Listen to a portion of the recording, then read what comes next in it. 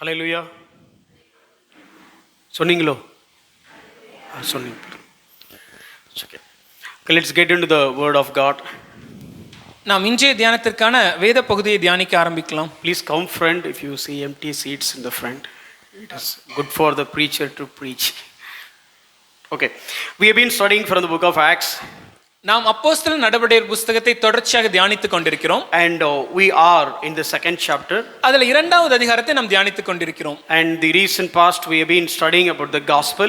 அதில் குறிப்பாக கடந்த சில நாட்களாக நாம் சுவிசேஷத்தை குறித்து தியானித்துக் கொண்டிருக்கிறோம். So basically, we said fivefold gospel. இந்த சுவிசேஷமானது 5 சாராம்சங்கள் கொண்ட சுவிசேஷம். So sinless birth of Jesus Christ. இயேசு பாவமில்லாமல் பிறந்தார். And sinless life. பாவமில்லாமல் வாழ்ந்தார். And he died because for our ransom. நம்முடைய பாவங்களுக்காக அவர் பரிகாரமானார். Not only died, risen from the dead. மரித்தது மாத்திரமல்லாமல் அதிலிருந்து உயிர் தெழுந்தார்.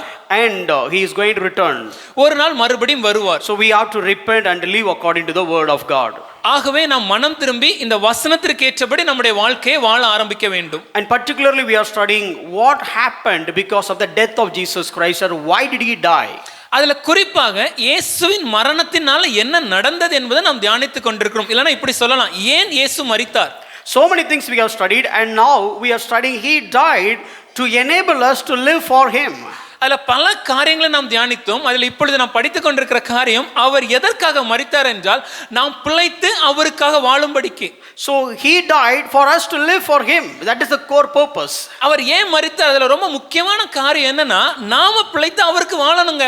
So two key verses. One is 2 Corinthians 5:15. இரண்டு முக்கியமான வசனங்கள். 2 கொரிந்தியர் 5ஆம் அதிகாரம் 15வது வசனம். So he died for all, for what? So that we will no longer live for ourselves. அவர் எல்லாருக்காகவும் மரித்திருக்கிறார். ஏன் மரித்திருக்கிறார் என்றால், அவர் நமக்காக மரித்து எழுந்தவருக்கென்று பிழைத்து வாழும்படிக்கு. And other verse, Romans 14:8. இன்னொரு வசனம், ரோமர் 14ஆம் அதிகாரம் 8வது வசனம். So we belong to Lord. நாம் கிறிஸ்துவுடையவர்களா இருக்கிறோம். We are Lord's. ஆண்டவருடையவர்களா இருக்கிறோம். கர்த்தருடையவர்களா இருக்கிறோம். But for what purpose? We live to the Lord and we die to the Lord. எதற்காக நாம் கர்த்தருடையவர்களா இருக்கிறோம் என்றால், நாம் பிழைத்திருந்தாலும் கர்த்தருக்கென்று பிழைக்கணும், நாம் மரித்தாலும் கர்த்தருக்கென்று மரிக்கணும். So the core thing is we have to treat Jesus as Lord. அப்ப இதுல ரொம்ப முக்கியமான விஷயம் என்னன்னா, நாம இயேசுவை கர்த்தர்னு பார்க்க கருத ஆரம்பிக்க வேண்டும். So many people consider Jesus Christ as one of many gods. பல நேரங்கள்ல பல ஜனங்கள் இயேசுவை பல தேவர்கள் மத்தியில ஒரு தேவன் நினைச்சுக்கிறாங்க. So you can see the big photograph with the Lord of all pagan gods, and Jesus image is also one among those. நீங்க சில இடங்கள்ல இத பார்த்திருப்பீங்க. ஒரு பெரிய போட்டோ இருக்கும், அதுல பல தேவர்கள் என்று சொல்லிக் கொடுக்க அந்நிய தேவர்களுடைய படங்கள் இருக்கும், அது கூடவே இயேசு கிறிஸ்துவின் படமும் இருக்கும். And many times people will say, I will go to church as well. சிலர் இப்படியே சொல்லுவாங்க, நான் சபைக்கு கூட போவேங்க. ஒண்ணும் பிரயோஜனம் கிடையாது. That's not going to be useful. Don't get offended. தவறா எடுத்துக்காதீங்க. If somebody goes to all the temples and also go to church, that doesn't make any sense. ஒருவர் எல்லா கோயிலுக்கும் போயிட்டு அவர் சபைக்கும் வராருன்னா அதனால எந்த பிரயோஜனமும் கிடையாது. Because when it comes to Christianity, Christ is not only your savior, he is your Lord. ஏனா கிறிஸ்தவத்தை பொறுத்தவரைக்கும் இயேசுவானவர் நம்மளுடைய இரட்சகர் மாத்திரமல்ல, அவர் ஆண்டவர். So we studied the lordship from his name. அதனால நம்ம அவர் ஆண்டவர் என்பதை அவருடைய நாமத்திலிருந்து அறிந்து கொண்டோம். And from his mission. அவருடைய ஊழியத்திலிருந்து அறிந்து கொண்டோம். And why did he redeem? To show that he is the Lord. அவர் ஏன் நம்மளை இரட்சித்தார்? அவர் ஆண்டவர் என்று தன்னை காண்பிப்பதற்காக என்று கற்றுக்கொண்டோம். And we have studied from Matthew chapter 5 to 7. தொடர்ந்து மத்தேயு 5ஆம் அதிகாரத்திலிருந்து 7ஆம் அதிகாரம் வரைக்கும் தொடர்ந்து தியானித்தோம். And we studied about two gates. அதுல இரண்டு விதமான வாசல்களை நாம் தியானித்தோம். So many people worship many gods, and Jesus also one among them. They are all going in the wide gate. பல ஜனங்கள் எல்லா தேவர்களையும் கும்பிடுவோம் சார், அதே போல இயேசுவும் கும்பிடுவோம் சொல்றது அந்த விசாலமான வாசல் வழியே பிரவேசிப்பது. Then you don't think, okay, it is not applicable to us. அவன நீங்க நினைச்சிராதீங்க, அப்ப இது வேற யாரோ பத்தி பேசுறாங்க, நமக்கு எதுக்கு சம்பந்தம் இல்ல. Jesus is the only God. ஏன்னா நம்மள பொறுத்தவரைக்கும் இயேசு தான ஒரே தெய்வம். Yeah, Jesus is the only God, but with that God there are so many other so called gods. ஆமா, இயேசு தான் நமக்கு ஒரே தெய்வம். ஆனா இயேசு கூட சில குட்டி குட்டி நிறைய தெய்வங்கள் நாமளும் நம்ம வாழ்க்கையில வச்சிருக்கோம். Maybe if you make a big frame, ஒருவேளை நம்மளுடைய வாழ்க்கைய ஒரு பெரிய ஃப்ரேமா நீங்க வச்சீங்கன்னா, first place is for Jesus. கண்டிப்பா முதலிடம் இயேசு கிறிஸ்துக்கு தான். Not in the life but in the portrait. வாழ்க்கையில கொடுக்கறோமோ இல்லையோ, போட்டோல கண்டிப்பா கொடுத்துருவோம். And the next, கூடவே another throne for me. பக்கத்துல இன்னொரு சிங்காசனத்தை நமக்கு சுயத்துக்குன்னு வச்சுப்போம். And another one money. பக்கத்துல இன்னொரு சிங்காசனம் பணத்துக்குன்னு வச்சிருப்போம். And another one worldliness. பக்கத்துல இன்னொரு சிங்காசனம் உலக ஆசைகளுக்குன்னு And வச்சிருப்போம். another one is a friendship. பக்கத்துல இன்னொரு சிங்காசனம் நண்பர்களுக்குன்னு வச்சிருப்போம். And entertainment. பொழுதுபோக்குக்கு வச்சிருப்போம். And like so many things will be there, but in all in a single frame, it's called my God, but God is Jesus. இப்படி எல்லா காரியங்களும் நம்முடைய வாழ்க்கையில வச்சிட்டு இது எல்லாமே கடவுள் தான். ஆனா நம்ம சொல்றது இயேசு மாத்திரமே என் கடவுள். For some people they have Jesus and their church, both are gods. ஏன்னா சிலருக்கு சபையும் கிறிஸ்துவும் ரெண்டுமே ஒரு கடவுளா தான் இருக்கு. And some people Jesus and their pastor. சிலருக்கு சபையும் தங்களுடைய சபை போதகரும் கடவுளா மாறிடுறாங்க. Some so called men of God, great big men of God. இல்லனா சில பிரபலமான ஊழியக்காரங்களை கடவுளா பார்க்க ஆரம்பிச்சிரோம். But when it comes to Christianity, God, Jesus is the Lord. That's it. ஆனா கிறிஸ்தவத்தை பொறுத்த வரைக்கும் இயேசு மாத்திரமே மெய்யான ஆண்டவர், அவ்வளவுதாங்க.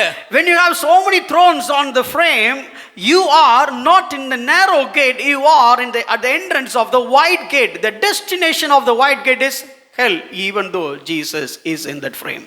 ஒருவேளை நம்முடைய வாழ்க்கையில் எல்லா தேவர்களையும் ஒரு பெரிய படம் போட்டு வச்சு அந்த படத்தில் இயேசுவும் கூட பல தேவர்களும் இருந்தார்கள் என்றால் நாம் பயணிப்பது இடுக்கமான வாசல் வழியா அல்ல, அந்த விசாலமான வாசலின் நுழைவாயில தான் நாம் நின்று கொண்டிருக்கிறோம். அந்த விசாலமான வாசல் சென்று முடிகிற இடம் அது நரகம். ஒருவேளை நம்ம கிறிஸ்தவங்களா இருந்தாலும் கூட பல தேவர்களை வைத்திருந்தோம்னா இதுதான் நம்ம நிலைமை. The rich young ruler came to Jesus Christ. ஒரு பணக்கார வாலிபன் இயேசுவை நோக்கி வருகிறான். He is a good person. அவர் ரொம்ப நல்லவன். No, according to our standard. நம்மளுடைய காலத்திட்டத்தின்படி பார்த்தா அவர் நல்ல பையன் தான். And he is a young man. ரொம்ப இளம் வாலிபன். He sought God, or he was looking for eternal life even in his young age. அவன் தம்முடைய வாலிப வயதிலே நித்திய ஜீவனை சுதந்தரித்துக் கொள்ள வேண்டும் என்ற ஆவல் கொண்டவனாக இருந்தான். So rich man, பணக்காரன், young man, வாலிபன், got a good position, நல்ல ஒரு அந்தஸ்து இருந்தது, very pious, நல்ல ஒரு ஜெப வாழ்க்கையோட பக்தி உள்ள குடும்பம். And he raised in his according to the religious standards. எல்லா கற்பனைகளின் சடங்குகளின்படி வளர்க்கப்பட்டவன். And he himself tried to obey all the commandments. அது மாத்திரமல்ல அவனும் எல்லா கற்பனைகளையும் கைப்பற்ற முயற்சி செய்தவன். Yes, he tried. அவன் முயற்சி செய்தாங்க. And he has a very good desire to follow Jesus. அவனுக்கு ஒரு நல்ல ஆவல் இயேசுவை பின்பற்ற வேண்டும் என்று இருந்தது. Exactly like how today Christians are. எப்படி இன்னைக்கு நாம கிறிஸ்தவங்க இருப்போம் நம்மள மாதிரியே தான் இருக்கிறோம். We want Jesus. நமக்கு இயேசு வேணும். We go to church. சபைக்கு செல்வோம். We pray, ஜெபிப்போம், we read Bible, வேதம் வாசிப்போம், and we celebrate all the Christian ceremony functions and celebrations. கிறிஸ்தவத்துல காணப்படுற எல்லா பண்டிகைகளையும் சடங்குகளையும் நம்ம அனுசரிப்போம். And we belong to a denomination, we belong to a church. ஒரு சபையில இருப்போம், ஒரு சபை பிரிவில் இருப்போம். So it is all there. இது எல்லாமே இருக்கு. He has also have all these things. இதே போல தான் அந்த இளம் வாலிபன் இயேசுவை தேடி வந்தவனுக்கும் எல்லாமே இருந்துச்சு. But failed in only one test. ஆனா ஒரு தேர்வுல தோற்று போய்ட்டான். He called Jesus as a good master. அவன் இயேசு அழைக்கும் போது நல்ல போதகரே என்று அழைத்தான். God is the only one good. ஆனா நல்லவர் என்பது ஒரே ஒருவர் தான், அவர் தேவன் மாத்திரமே. If you call Jesus as God, then you say, if you call Jesus as good, then you call Jesus as God. அப்படி சொல்லும்போது நீங்க இயேசுவை நோக்கி நல்லவர்னு நீங்க இயேசுவை சொன்னீங்கன்னா நீங்க இயேசுவை கடவுள் இல்ல தேவன் என்று சொல்றீங்கன்னு தான் அர்த்தம். And Jesus said, okay, go and prove it by just one statement, by following one commandment. ஆனா இயேசு சொல்ற அப்படியாப்பா அதை நிரூபிச்சு காமியே, நான் சொல்ற ஒரு கற்பனையை நீ கீழ்ப்படிஞ்சு நீ என்ன கடவுள்னு சொல்றதை நிரூபிச்சு காமிப்பா. Go and sell everything. நீ ஒன்று இருக்கிறது எல்லாம் வச்சு விற்று. It is not about you have to be a poor, you have to be a poor person. அதுக்கு அர்த்தம் ஐயோ நம்ம ரொம்ப ஏழையா இருக்கணும் அப்படி இல்லங்க. It is not about you should not have money. நம்மள்ட்ட பணமே இருக்க கூடாதுன்னு இயேசு சொல்லல. But he says you called me as God, but not me as God, you have another God. ஆனா இயேசு அவனுக்கு ஒரு காரியத்தை நிரூபிக்கிறார். நீ என்னை கர்த்தர் ஆண்டவர் என்று அழைத்த, ஆனா உன் வாழ்க்கையில இன்னொரு தேவன் பணம் இருக்குது. You have so many gods. உனக்கு பல தேவர்கள் இருக்காங்க. You called me as God, but there are other gods in your life. Let me prove it. என்ன நீ தேவன் அழைத்த, ஆனா உன் வாழ்க்கையில என்னை அன்றி வேறு தேவர்களை நீ வைத்திருக்கிற என்பதை நான் உனக்கு விளக்கி நிரூபித்து காண்பிக்கிறேன் என்கிறார். For example, this is one another God. Your money is also your God. ஒரு உதாரணத்துக்காக இன்னொரு காரியத்தை காமிக்கிறேன்ப்பா. பணமும் உன் வாழ்க்கையில தேவன் தான். And you know the rest of the story. உங்களுக்கு அது தொடர்ந்து அவர் கதை தெரியும் நினைக்கிறேன். So he lost. அவன் அப்படி பின்வாங்கி போனான். So when it comes to Christianity or when it comes to Jesus Christ, basic understanding is we have to treat him as God and Lord of everything of our life. நம்ம கிறிஸ்தவ வாழ்க்கையை பார்க்கும்போது ஒரு கிறிஸ்தவன் என்று நாம் நம்மளை அழைத்துக் கொள்ளும்போது அதனுடைய அடிப்படை அஸ்திபார சாராம்சம் என்னன்னா, நாம் இயேசு கிறிஸ்துவை நம்மளுடைய ஆண்டவராகவும் நம்முடைய கர்த்தராகவும் தேவனாகவும் மாத்திரமே வைத்திருக்க வேண்டும். So last week we studied Christianity is not about the commitment. Christianity is all about surrendering. கடந்த வாரம் நாம் தியானித்தோம், கிறிஸ்தவம் என்பது ஒப்பு கொடுக்கிறது மாத்திரம் அல்லங்க, அது சரணடைவது. If you want to have rest, you have to carry the yoke of Jesus Christ. ஒருவேளை உங்க வாழ்க்கையில இளைப்பாறுதல் வேணும் நீங்க எதிர்பார்க்கிறீங்களா, அந்த இளைப்பாறுதல் வேண்டும் என்றால் இயேசு கிறிஸ்து தரும் நுகத்தை சுமந்தே ஆக வேண்டும். Don't no you can have rest, you can throw all your burdens, but it's not about throwing your burdens alone. You are going to carry the burden or the yoke of Jesus Christ. நமக்கு இளைப்பாறுதல் வேணும்னா நம்ம சுமந்து கொண்டிருக்கிற நம்முடைய சுமைகளை இறக்கி தேவனிடத்தில் வைத்து விடுவது மாத்திரம் அல்ல, அதோடு கதை முடியல, அவர் கொடுக்கிற நுகத்தை நாம் எடுத்து அதை சுமக்கிறவர்களாக இருக்க வேண்டும். Let me start with the two illustrations. ரெண்டு உதாரணத்தோட ஆரம்பிக்கிறோம். One illustration from the Bible and one illustration from the secular world. ஒரு உதாரணம் வேதத்திலிருந்தும் ஒரு உதாரணம் இந்த உலகத்திலிருந்தும் காண்பிக்க போகிறோம். What is all about commitment and surrendering? ஒரு ஒப்பு கொடுக்கிறதுக்கும் சரணடைவதற்கும் இருக்கிற வித்தியாசம். And what about the rest? அதுக்கும் மற்ற காரியங்களுக்குள்ள காரியம். The first illustration all about commitment, not commitment but surrendering. முதல்ல காண்பிக்கிற அந்த எடுத்துக்காட்டு சரணடைவதை குறித்த எடுத்துக்காட்டு. And the second part is basically what kind of rest you will have. அதோட இரண்டாவது அந்த உதாரணம் எதில சொல்ல போறோம்னா அதனால் கிடைக்கிற இளைப்பாறுதல். The first one from the Bible. முதலாவது வேதத்துல இருந்து ஒன்றை காண்பிக்கிறோம். About one man. ஒரு மனிதனை குறித்து. See, this man from Tarsus. இவர் தர்சு பட்டணத்தை சேர்ந்த ஒரு மனிதர். The city Tarsus has its own significance. அந்த தர்சு பட்டணம், அந்த பட்டணத்திற்கு ஒரு முக்கியத்துவம் உண்டு. Whoever born in Tarsus, they will have certain type of education. யாரெல்லாம் தர்சு பட்டணத்தில் பிறந்திருக்கிறார்களோ அவர்கள் சிறந்த ஒரு விதமான கல்வியை பெற்றுக்கொள்வார்கள். For example, if you go to my village and ask them, do you have a CBSE board, they'll never know what is CBSE. They know only English medium, Tamil medium. ஒருவேளை நீங்க எங்க ஊருக்கு வந்து எங்க ஊர்ல வந்து ஒருவேளை உங்க ஊர்ல CBSE ஸ்கூல் இருக்கு அப்படி நீங்க கேட்டீங்கன்னா எங்க ஊர்ல CBSEக்கு ஸ்பெல்லிங்கே நாங்க தேடுவோம். ஏன்னா எங்களுக்கு தெரிஞ்சது இங்கிலீஷ் மீடியம் தமிழ் மீடியம் தான். There are so many villages, they never know what is CBSE at all. பல கிராமங்களுக்கு இந்த CBSEனா என்னன்னே தெரியாது. So they know only English medium, Tamil medium. அவங்களுக்கு தெரிஞ்சதெல்லாம் ஆங்கில வகை கல்வி, தமிழ் வகை கல்வி. But if you have education in Chennai, ஆனா ஒருவேளை நீங்க சென்னையில படிச்சீங்கன்னா I no need to tell that he knew about CBSE. உங்கள்ட்ட வந்து நான் சொல்லணும் அவசியம் இல்ல, CBSE தெரியுமான்னு கேட்க மாட்டேன். I don't need to come to you, have you ever heard about CBSE? நாங்க உங்கள்ட்ட வந்து ஐயோ உங்களுக்கு CBSE தெரியுமா ஐயா அப்படிலாம் கேட்க மாட்டோம். I born and brought up in Chennai. ஏன்னா நான் சென்னையில பிறந்து வளர்ந்தவன். So it is a default, it is it's a normal thing that I have known all these things. ஆகவே இந்த CBSE போன்ற இந்த எல்லா காரியங்களும் எனக்கு தெரிந்திருப்பது ரொம்ப சாதாரணமான ஒரு விஷயம். Paul is from Tarsus. Pavul அடிகளார் அவர் தர்சு பட்டணத்தை சேர்ந்தவர். If you go to Tarsus, நீங்க தர்சு பட்டணத்துக்கு போனீங்கன்னா they have a very good knowledge on Hebrew, Greek, Aramaic, philosophy and all other literature. அந்த தர்சு பட்டணத்தில் இருக்கிற எல்லா ஜனங்களும் எபிரேய மொழி, கிரேக்க மொழி, அரேமிய மொழி, இந்த தத்துவங்கள் போன்ற அனைத்து காரியங்களும் கற்று தேறினவர்கள். And he was a Roman citizen. அது மாத்திரம் இல்ல, அவர் ஒரு ரோம குடியுரிமை பெற்ற ஒரு மனிதர். It is not an easy thing. அது அவ்வளவு ரொம்ப சுலபமான காரியம் அல்ல. If you want to go to US, you have to go through all the formalities and it is their choice whether you can go or not, because they will decide whether you get a visa or not. ஒருவேளை நீங்க அமெரிக்க தேசத்துக்கு போகணும்னு ஒரு எண்ணம் இருந்துச்சுன்னா நீங்க அமெரிக்க தேசத்துக்கு போவதற்கான இந்த விசா போன்ற காரியங்களை பார்க்கும்போது அங்க பல தகுதிகள் நியமங்கள் அங்க வச்சிருப்பாங்க. அது மாத்திரம் அல்ல, நீங்க வரணுமா வரக்கூடாதுன்னு முடிவு பண்றது அவங்க தான். விசா கொடுப்பதும் அவர்கள் கையில இருக்குது. But if you born in US, ஆனா ஒருவேளை நீங்க அமெரிக்க தேசத்துல பிறந்தவங்களா இருந்தீங்க, at any point of time you can get into that. எப்பனாலும் நீங்க அந்த பட்டணத்துக்கு போலாம். Nobody can stop you, nobody can question you, because you are the citizens of United States of America. ஒருவரும் உங்களை தடுக்க முடியாது, ஒருவரும் உங்களை கேள்வி கேட்க முடியாது. ஏன்னா அமெரிக்க தேசத்தின் குடியுரிமை உங்களுக்கு உண்டு. And now America is a country and India is also a country. There is no big difference. ஒரு உதாரணம் சொன்னா அமெரிக்கா ஒரு தேசம் தான், இந்தியா ஒரு தேசம் தான். ரெண்டு தேசத்துக்கு பெரிய வித்தியாசம் எல்லாம் இல்ல. But in those days, ஆனா அந்த காலத்துல when Romans were on the power, ரோம சாம்ராஜ்யம் உலகத்தை ஆண்டு கொண்டிருந்த போது, the entire world has only two groups of people. இந்த முழு உலகத்துல இரண்டு விதமான ஜனங்கள் தான் இருந்தாங்க. A Roman and a non-Roman, that's it. ஒரு ரோம குடியுரிமை பெற்றவன், இன்னொரு ரோம குடியுரிமை இல்லாதவன். Today when it comes to world, every country has its own specific good thing or positive side.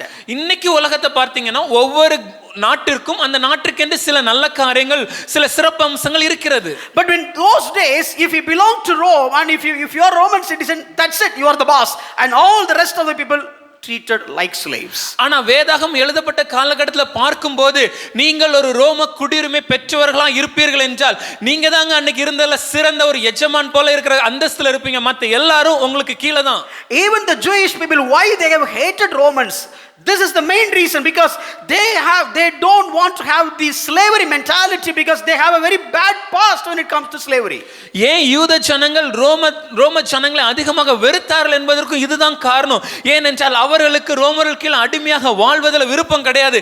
ஏன்னா அடிமையா வாழ்வதனுடைய கஷ்டம் என்ன, அதுல வரக்கூடிய பிரச்சனை என்பதை அவங்க ஏற்கனவே அறிந்திருந்தார்கள். When the world is completely full of occupied by slaves, and one group of people, it is like ruling and dominating the entire world. இந்த முழு உலகமும் அடிமைகளாக வாழ்ந்து கொண்டிருந்த போது ஒரு கூட்ட ஜனங்கள் மட்டும் இந்த முழு உலகத்திலும் வாழ்ந்த எல்லா ஜனங்கள் மேல் ஆதிக்கத்தையும் அதிகாரத்தையும் செலுத்தி ஒரு பாஸ் மாதிரி வாழ்ந்துட்டு இருந்தாங்க. And this Paul was belong to that group because he has got the Roman citizenship. இந்த பவுல் அந்த அதிகார கூட்டத்தை சேர்ந்தவர். ஏனென்றால் அவருக்கு ரோம குடியுரிமை இருந்தது. See, there was a situation when they are trying to beat him. The moment he claimed his citizenship, everybody was stepped back. ஒரு நம் வேதத்தை படிக்கும்போது ஒரு முறை எல்லா ஜனங்களும் பவுலை கல்லறிவதற்கு அவர் அடிப்பதற்கு என்று வரும்போது பவுல் நான் ரோம குடியுரிமை பெற்றவன் என்று சொன்ன உடனே எல்லா ஜனங்களும் பின்வாங்கி போனதை நம்மளால வாசிக்க முடியும். Even the officers, they couldn't beat him as a normal man, because the one reason is he is a citizen of Rome. ஏன்னா அங்க வந்திருந்த அந்த சேனாதிபதி கூட பவுல் மேல கை வைக்க முடியவில்லை. ஏனென்றால் அவன் ஒரு சாதாரண மனிதன் அல்ல, ரோம குடியுரிமை பெற்றவன். And he studied under the feet of Gamaliel. அது மாத்திரம் இல்லங்க, அவர் கமாலியனின் பாதத்தருகே உட்கார்ந்து கற்று தேர்ந்தவர். One of the very famous Bible teachers on those days.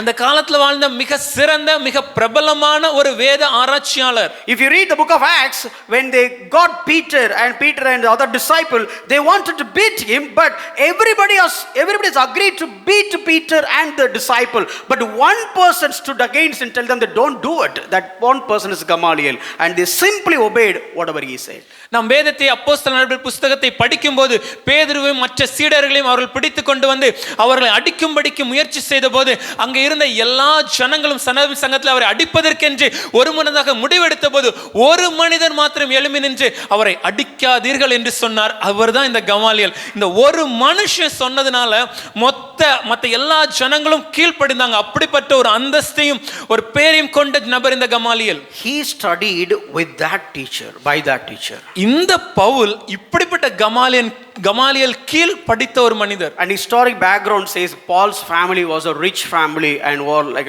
highly designated family. வரலாற்று சுவடுகளை நாம் பார்க்கும்போது வரலாறு நமக்கு சொல்வதென்றால் இந்த பவுல் மிக ஒரு பணக்கார குடும்பத்தை சேர்ந்தவர். இவருடைய குடும்ப பின்னணி அந்த இடத்துல இருந்த எல்லாரோடையும் ஒரு உயர்ந்தது என்று வாசிக்க முடியும். And he was in a very good job. அது மாத்திரம் இல்ல, ஒரு நல்ல வேலை இருந்துச்சு. Whenever he goes from city to city, a lot of people are following him with all their armor. எங்கெல்லாம் அவர் போறாரோ அங்க பட்டணம் விட்டு பட்டணம் செல்லும் போது பவுலை தொடர்ந்து பல ஜனங்கள் அவருக்கு காவல்காரராக அவரோடு கூட வந்தார்கள். So Roman citizen, ரோம குடியுரிமை பெற்றவர், highly educated, அதிகம் படித்தவர், and trained from Gamaliel with respect to scriptures, வேதத்தை பொறுத்த வரைக்கும் கமாலியலின் கீழ் கற்று தேர்ந்தவர், and very good family background, நல்ல குடும்ப பின்னணியும், and also very good position, நல்ல ஒரு அந்தஸ்து, lot of influence, நல்ல ஒரு ஆதிக்கம், and so many people known about him as a very highly reputation in that society. அங்க இருந்த எல்லா ஜனங்களுக்கும் தெரியத்தக்கதாக அந்த ஊர்ல அந்த ஏரியால ரொம்ப அதிகமாக ஒரு பேர் கொண்ட ஒரு குடும்பத்தை சேர்ந்த ஒரு மனிதர். This man got captivated by Christ. இந்த மனிதர் இயேசுவின் அன்பினால கவரப்பட்டார். This man accepted Jesus Christ as his Lord. இந்த மனிதர் இயேசு கிறிஸ்துவை தன்னுடைய ஆண்டவர் என்று ஏற்றுக்கொண்டார். Let me give some historical background so that you will understand. ஒரு சில வரலாற்று காரியங்களை சொல்கிறோம் உங்களுக்கு புரிவதற்காக. How many missionary journeys Paul had? Pavul எத்தனை மிஷனரி பிரயாணங்களை மேற்கொண்டார்? How many missionary journeys Paul had? 3? Yeah, Bible recorded 3 missionary journeys. வேதத்துல 3 மிஷனரி பிரயாணங்களை பவுல் மேற்கொண்டதை நம்மளால வாசிக்க முடியும். No, I said he was a Roman citizen. நான் உங்களுக்கு சொன்னேன் அவர் ஒரு ரோமர் குடியுரிமை பெற்றவர், a rich background, பணக்காரமன். And you know that Paul was traveling by horses. உங்களுக்கு தெரியும் பவுல் எங்கு சென்றாலும் ஒரு குதிரையின் மேல் சவாரி செய்வார். Surrounded by soldiers. அவரை சுற்றி அவருக்கு காவல்காரர்கள் இருப்பார்கள். Highly educated. அதிகம் படித்தவர். Now such a position, he was in such a position. இப்படிப்பட்ட ஒரு உயர்ந்த நிலையில இருந்தவர் and he accepted Jesus Christ as Lord. அவர் இயேசுவை தன்னுடைய ஆண்டவராக ஏற்றுக்கொண்டார். Now he was doing the ministry. இப்பொழுது அவர் ஊழியத்தை செய்து Let me கொண்டிருக்கிறார். give you a couple of examples. ஒரு சில உதாரணங்களை காண்பிக்கவுமே. He has 3 missionary journeys. அவர் 3 மிஷனரி பிரயாணங்களை In மேற்கொண்டார். the second missionary journey alone, அதுல இரண்டாவது மிஷனரி பிரயாணத்துல மாத்திரம் you know how many miles he traveled? எத்தனை மைல் பிரயாணம் பண்ணார் தெரியுமா? Approximately 2000 years back. Please remember. இது நல்லா ஞாபகம் வச்சுக்கோங்க. இது 2000 வருடங்களுக்கு முன்பாக நடந்த ஒரு பிரயாணம். Now we are talking about Vande Bharat இப்போ நம்ம Vande Bharat train and Airbus Airbus train and very big, very good ministers of God talking about jet, private jet. சில ஊழியக்காரங்க கூட ஜெட் எல்லாம் வச்சிருக்கிறது பத்தி பேசுறாங்க. Let's not talk about that. அத குறித்து நம்ம பேச போறது இல்ல. But here this minister of God, ஆனா இந்த தேவனுடைய ஊழியர் approximately 2000 years back, 2000 வருடங்களுக்கு and முன்பாக when he was doing the ministry, அவர் ஊழியம் செய்தபோது he traveled அவர் எவ்வளவு தூரம் பிரயாணம் only for செய்தார்? the second missionary journey. குறிப்பாக இரண்டாவது மிஷனரி பிரயாணத்துல மாத்திரம் எவ்வளவு He தூரம் traveled சென்றார்? 3000 miles, 3000 மைல்கள் பிரயாணம் which செய்தார். means 4800 kilometers. அது நம்ம ஊர்ல சொல்லணும்னா 4800 கிலோமீட்டர் பிரயாணம். Not only that, அது மாத்திரம் இல்ல, in this travel, இந்த பிரயாணத்துல approximately 2000 miles he just walked by foot. கிட்டத்தட்ட 2000 கிலோமீட்டர் அவர் 2000 மைல், மன்னிக்கவும் 2000 மைல்களை அவர் நடந்தே சென்றார் என்று நாம் பார்க்க முடிகிறது. if I put just one condition, ஒருவேளை உங்களுக்கு ஒரே ஒரு நிபந்தனை மாத்திரம் நான் கொடுக்கிறேன். next week you have to come to church, அடுத்த வாரம் நீங்க சபைக்கு வரணும், but come by walk. ஆனா நடந்து தான் வரணும் sir. You will have double fold blessings. உங்களுக்கு இரட்டத்தனையான ஆசீர்வாதம் கிடைக்கும். How many of you will come by walk? எத்தனை பேர் நடந்தே வருவதற்கு ஆயத்தமா இருக்கிறீங்க? இந்த வாரம் மட்டும் இன்னொரு சர்ச்சுக்கு போய்க்கலாம். Today we'll go for a different church. If you ask you come by walk for church, we will not come. நம்ம சபைக்கு நடந்து வரணும் என்ற ஒரு நிபந்தனை இருந்தாலே நாமளே சபைக்கு வர மாட்டோம். 2000 miles he was simply walked. ஆனா பவுல பாத்தீங்கன்னா 2000 மைல் அவர் நடந்தே சென்றார். ஏதோ ஏழை பால குடும்பத்துல பிறந்தவர் கிடையாது. He is not from a very poor background. I know I explain I explain about this family background. அவருடைய குடும்ப பின்னணியை பற்றி உங்களுக்கு நான் விளக்கினேன். Such a background. அப்படிப்பட்ட ஒரு உயர்ந்த And குடும்பம். in fact, in average daily, a daily distance he traveled approximately 32 kilometers by walk. ஒரு நாளைக்கு சராசரியாக கிட்டத்தட்ட 32 கிலோமீட்டர் நடந்தே பிரயாணம் செய்திருக்கிறார். For what? எதற்காக? Not for his benefit. அவருடைய சுயநலத்துக்காக இல்ல. Not to earn something for him. ஏதாவது தனக்கென்று சிலவற்றை சம்பாதிக்கணும் இல்ல. Not for his family. அவருடைய குடும்பத்துக்காக இல்ல. Not to get more reputation. இன்னும் நல்ல ஒரு அந்தஸ்து வேணும்ங்கிறதுக்காக இல்ல. He simply walked 32 kilometers per day just because of gospel. இன்னும் சொல்லப்போனா அவர் தினம் சராசரியாக 30 கிலோமீட்டர் நடந்தே பிரயாணம் செய்தார். எதற்காக என்றால் சுவிசேஷத்திற்காக மாத்திரமே. Why they said 32 kilometers? ஏன் 32 கிலோமீட்டர் சொல்றாங்கன்னா, in those Roman days, அந்த காலத்துல ரோம காலகட்டத்தில் every 20 to 25 miles there was a Roman inn. ஒவ்வொரு 25 ல இருந்து 30 மைல்களை பார்க்கும்போது அங்க ஒரு ரோமன் ஒரு ஹோட்டல் மாதிரி ஒரு காரியம் இருக்கும். So that is the place you can go and stay. அங்க தான் நீங்க போய் தங்க முடியும். If you start from this place, ஒருவேளை இந்த இடத்துல இருந்து ஆரம்பித்தீங்கன்னா, if you want to stay you have to travel at least 20 to 25 miles for your another place to stay. அடுத்து நீங்க எங்கயாவது தங்கணும்னு உங்களுக்கு ஒரு எண்ணம் வந்தா கூட குறைந்தபட்சம் 20 ல இருந்து 25 மைல் பிரயாணம் செய்தால் மாத்திரமே அங்கு தங்கும் ஒரு விடுதியை நம்மளால பார்க்க முடியும். And these hotels are very famous for many things. இந்த தங்கும் விடுதிகள்லாம் சில காரியங்களுக்கு ரொம்ப பிரபலமானவைகள். Immorality, தவறான வாழ்க்கை முறை, and filthy bugs and all the dirt and for everything. அருவருக்கத்தக்க காரியங்களும் அநேக இன்செக்ட்ஸ் எல்லாம் அங்க காணப்படும். See, whenever we go for the missionary trip for 3 days or 4 days, நம்மளும் சில நேரங்களில் மிஷனரி பிரயாணம் போவோம்ல, ஊழிய இடங்களை பார்ப்பதுக்கு ஒரு 3 நாட்கள் பிரயாணம் படுவோம். sometimes even if you go for Bargur, சில நேரங்கள் நீங்க அந்த பர்கூர் மலைக்கு செல்லும்போது கூட, when we come back from Bargur, திரும்பி வரும்போது we will narrate a big story how those people are and how did we sleep and what did we eat and how did we walk and how did we get the track and go there. We have very good information to share a testimony.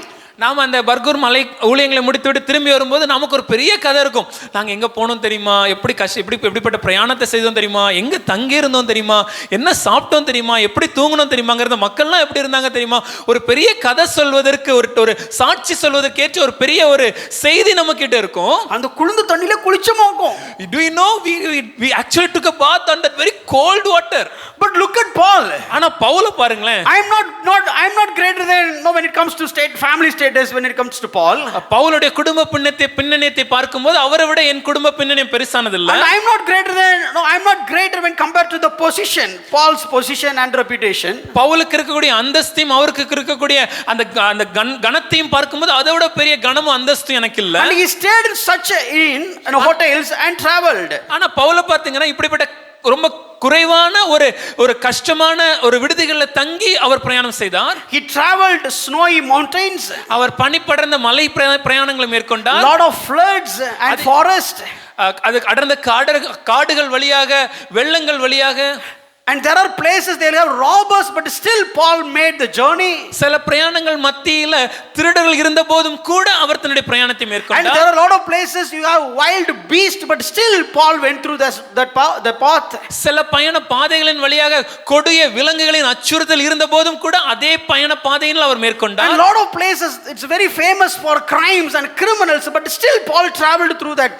அவர் செஞ்ச அந்த பாதைகளில் பல இடங்களில் திருடர்களுக்கும் கயவர்களுக்கும் பெயர் போன இடங்களாக இருந்த போதும் கூட அந்த இடம் வழியாக அவர் பிரயாணம் செய்தார். See, if you read the book of Acts chapter 16, நம்ம அப்போஸ்தலர் 16 அதிகாரத்தை நாம் வாசிக்கும் போது it is basically about the Macedonian call. அது மக்கதோனியா அழைப்பை குறித்ததான ஒரு பகுதி. So when it comes to Acts 16 Macedonia, we'll remember only one thing. What is that?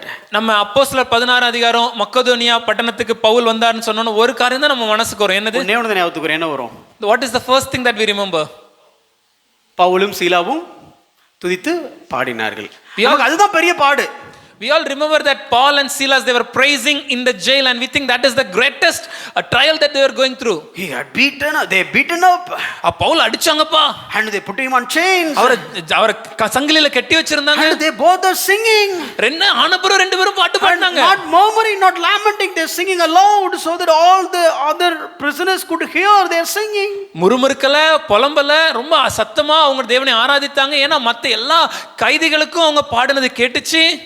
But if you look at that passage, ஆனா அந்த பகுதியை முழுமையா நீங்க பாத்தீங்கன்னா, in Acts chapter 16 only, if you read just Acts 16, in that one chapter Paul traveled approximately 1184 kilometers. அந்த ஒரு வேத பகுதியில மாத்திரம் அப்போஸ்தலர் 16 அதிகாரத்துல மாத்திரம் நாம் வாசிக்கும் போதுவே பவுல் பண்ணின பிரயாண தூரம் எவ்வளவுனா 1184 kilometre.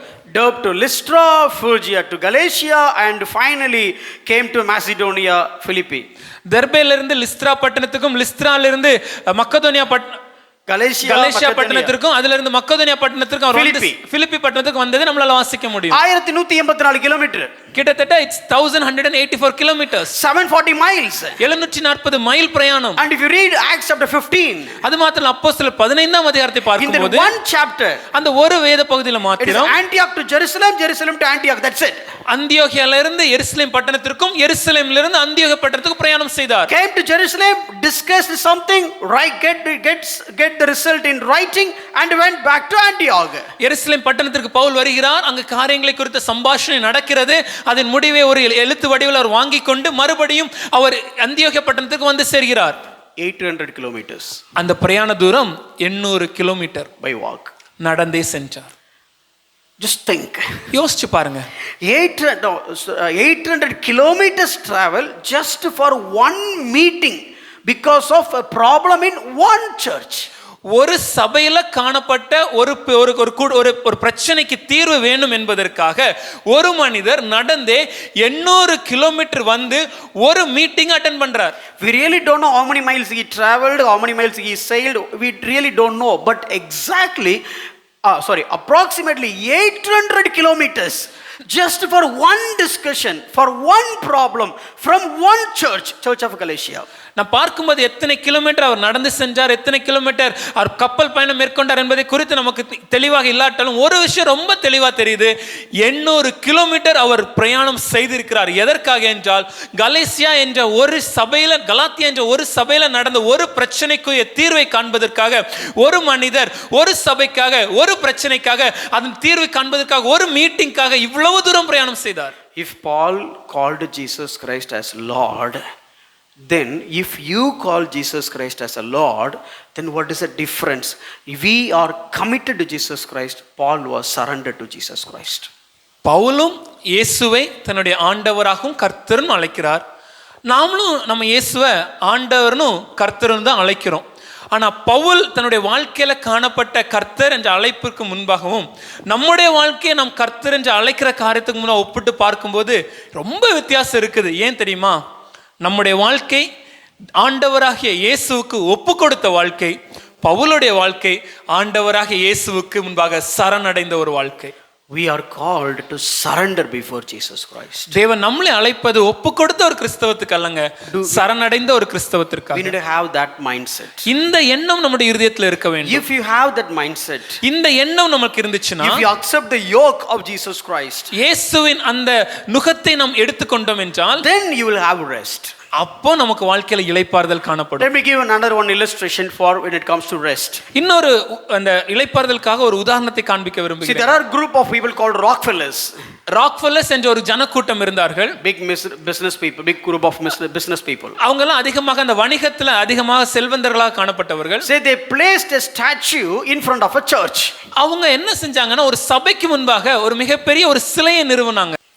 They put, this is actually the church, that is a cathedral, and this is the statue they put before the cathedral. அந்த சபைக்கு முன்பாக ஒரு சிலையை நிறுவி, அந்த சிலையை தான் நீங்க இப்போ அந்த ஸ்லைட்ல பார்க்கறீங்க. So what they are trying to tell us, அந்த சிலையை வைத்ததான நோக்கம், அதோட பின்னணி என்னன்னா, see, this is the man who carrying the world. No, he has to carry all his burdens. அந்த சிலை நமக்கு எதை காண்பிக்கிறது என்றால், ஒரு மனிதர் ஒரு உலகத்தை சுமந்து கொள்வதற்கு போல ஒரு மனிதன் இந்த உலகத்துல வாழ்ந்தானா அவனுடைய எல்லா கஷ்டங்களையும் பாடுகளையும் அவன் தான் சார் சுமக்கணும்ங்கறத உணர்த்துவதற்காக இப்படி வச்சாங்க. He doesn't want any help from God. அவனுக்கு கடவுள்கிட்ட எந்த உதவி எல்லாம் தேவையில்லை. God cannot help him. தேவனால அவனுக்கு உதவ முடியாது. He has to carry his burdens. அவன் பிரச்சனை அவன் தான் சுமந்தாகணும். You have to go through the struggles. நீங்க தான் சார் கஷ்டத்துல நடக்கணும். You have to fight your battles. நீங்க தான் உங்களுடைய வாழ்க்கையில வரும் போராட்டங்களை சந்தித்து. We look at the previous image. அதுக்கு முந்தின பகுதியை பார்த்தீங்கன்னா, that is the elevated form of this image actually. நீங்கள் பார்த்த அந்த படத்தை இன்னும் மேம்படுத்தி இருக்கிற படம் தான் இந்த படம். This every man has to carry his world on his shoulder.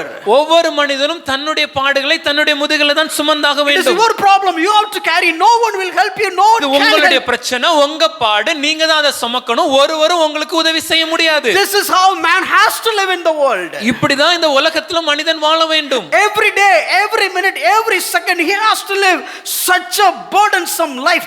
That is what humanity, that is what their definition.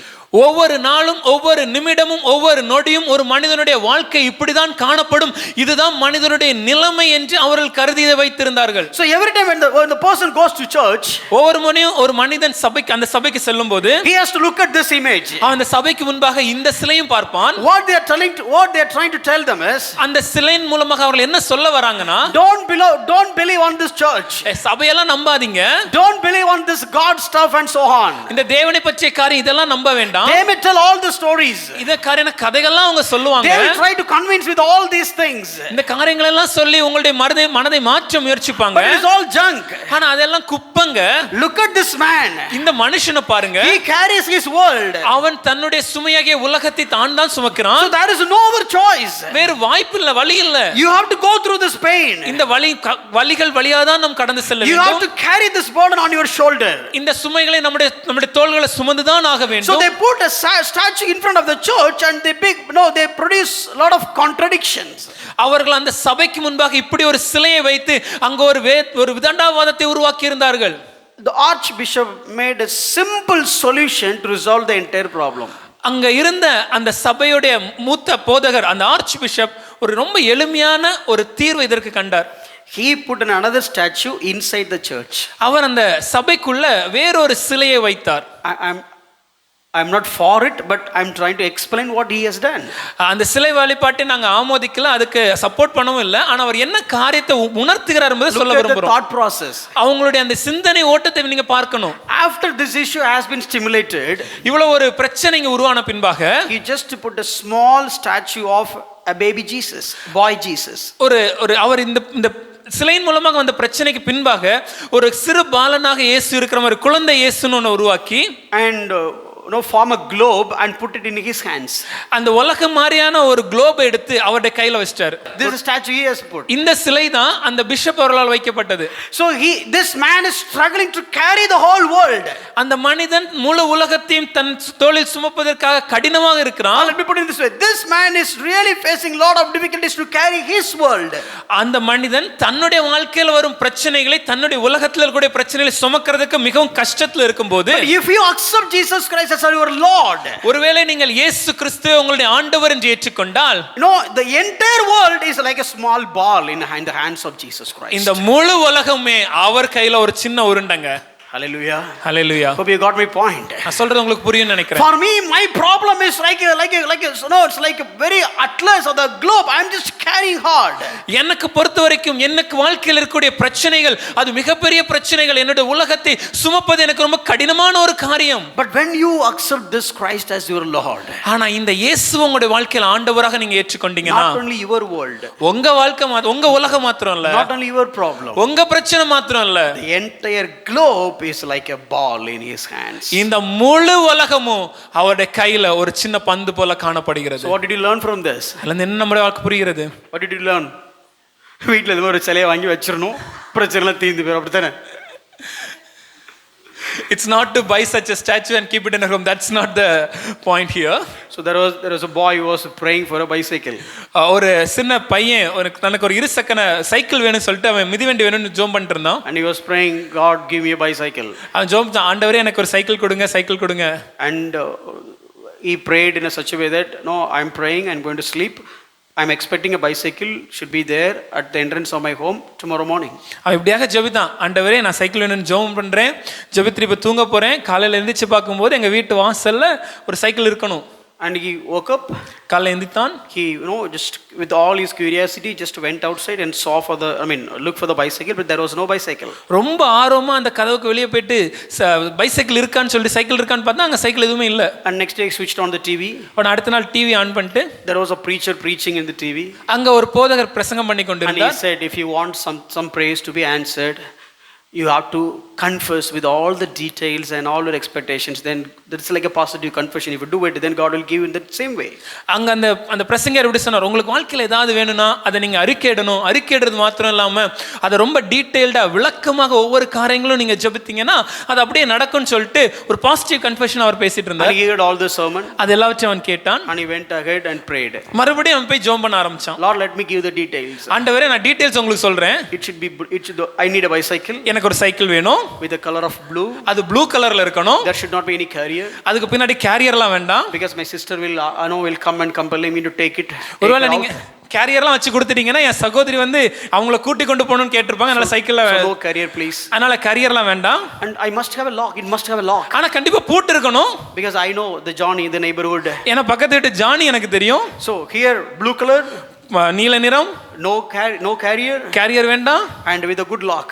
நல்ல ஒரு பூட்டு. Tomorrow morning, நாளை காலையில 6 a.m. delivery. 6 மணிக்கு delivery. 6 மணிக்கு டெலிவரி பண்ணிருங்க. And morning he got up. காலையில எந்திரிச்சான். He went out. வெளியே சென்றான். Look for the bicycle. Cycle இருக்கான்னு தேடி பார்த்தான். There is no bicycle. அப்பவும் சைக்கிளை காணோம். His mom was watching on a regular basis. What he is doing, something curious. அவங்க அம்மா இதை தொடர்ச்சியா கவனித்துட்டு இருந்தாங்க. என்ன இவன் பண்ணிட்டு இருக்கான், ஒவ்வொரு நாள் ஏதோ பண்ணிட்டு இருக்கான்னு ஒரு ஆர்வத்தோட அது என்னன்னு பார்த்தாங்க. And the next day, அடுத்த நாள் காலை, and next day he went for prayer before sleep.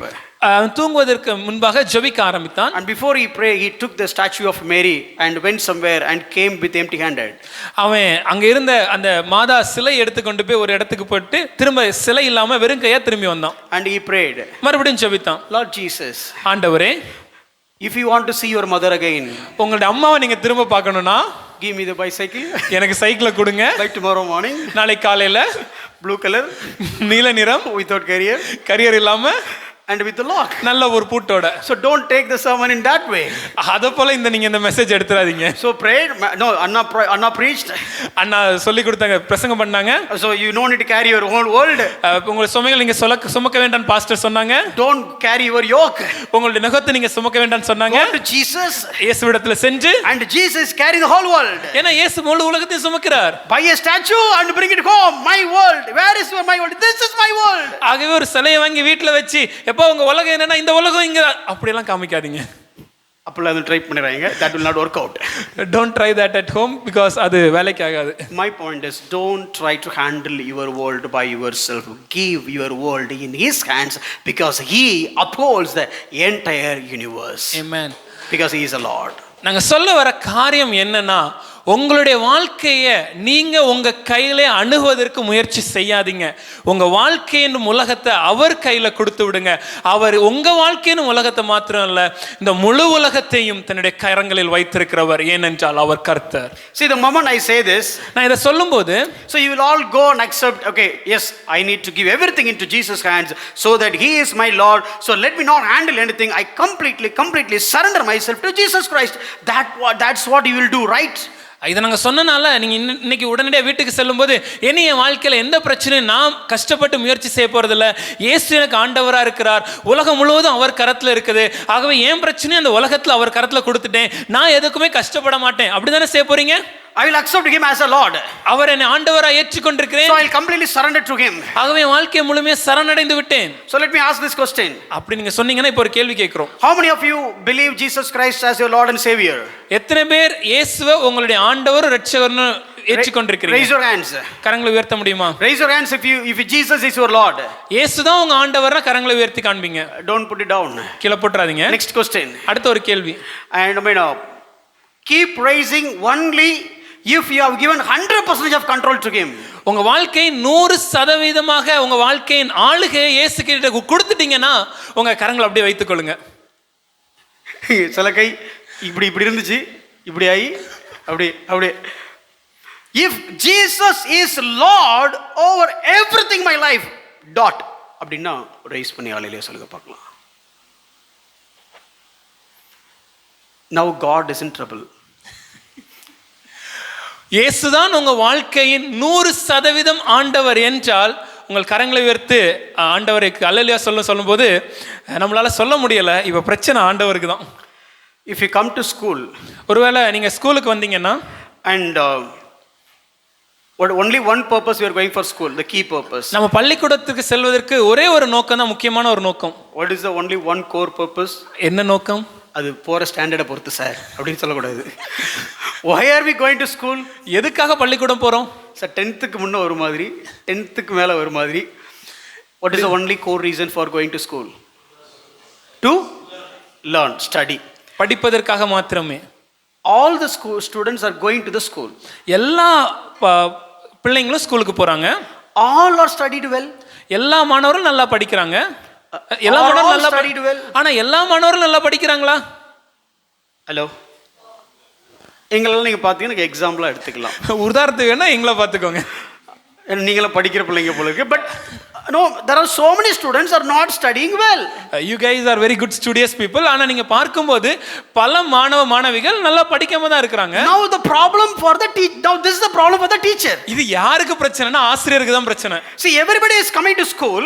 எல்லாரும் பள்ளிக்கூடத்துக்கு வராங்க. All are coming to learn. எல்லாரும் படிப்பதற்காக தான் வராங்க. But not so many people not good in education. ஆனா பல மாணவர்கள் அந்த படிப்புல சிறந்து விளங்காம காணப்படுறாங்க. Now the teacher cannot say, இப்போ ஆசிரியர் வந்து சொல்ல முடியாது, I am helping all the good students but poor students and you guys are not ready to learn, not ready to understand, so please go away.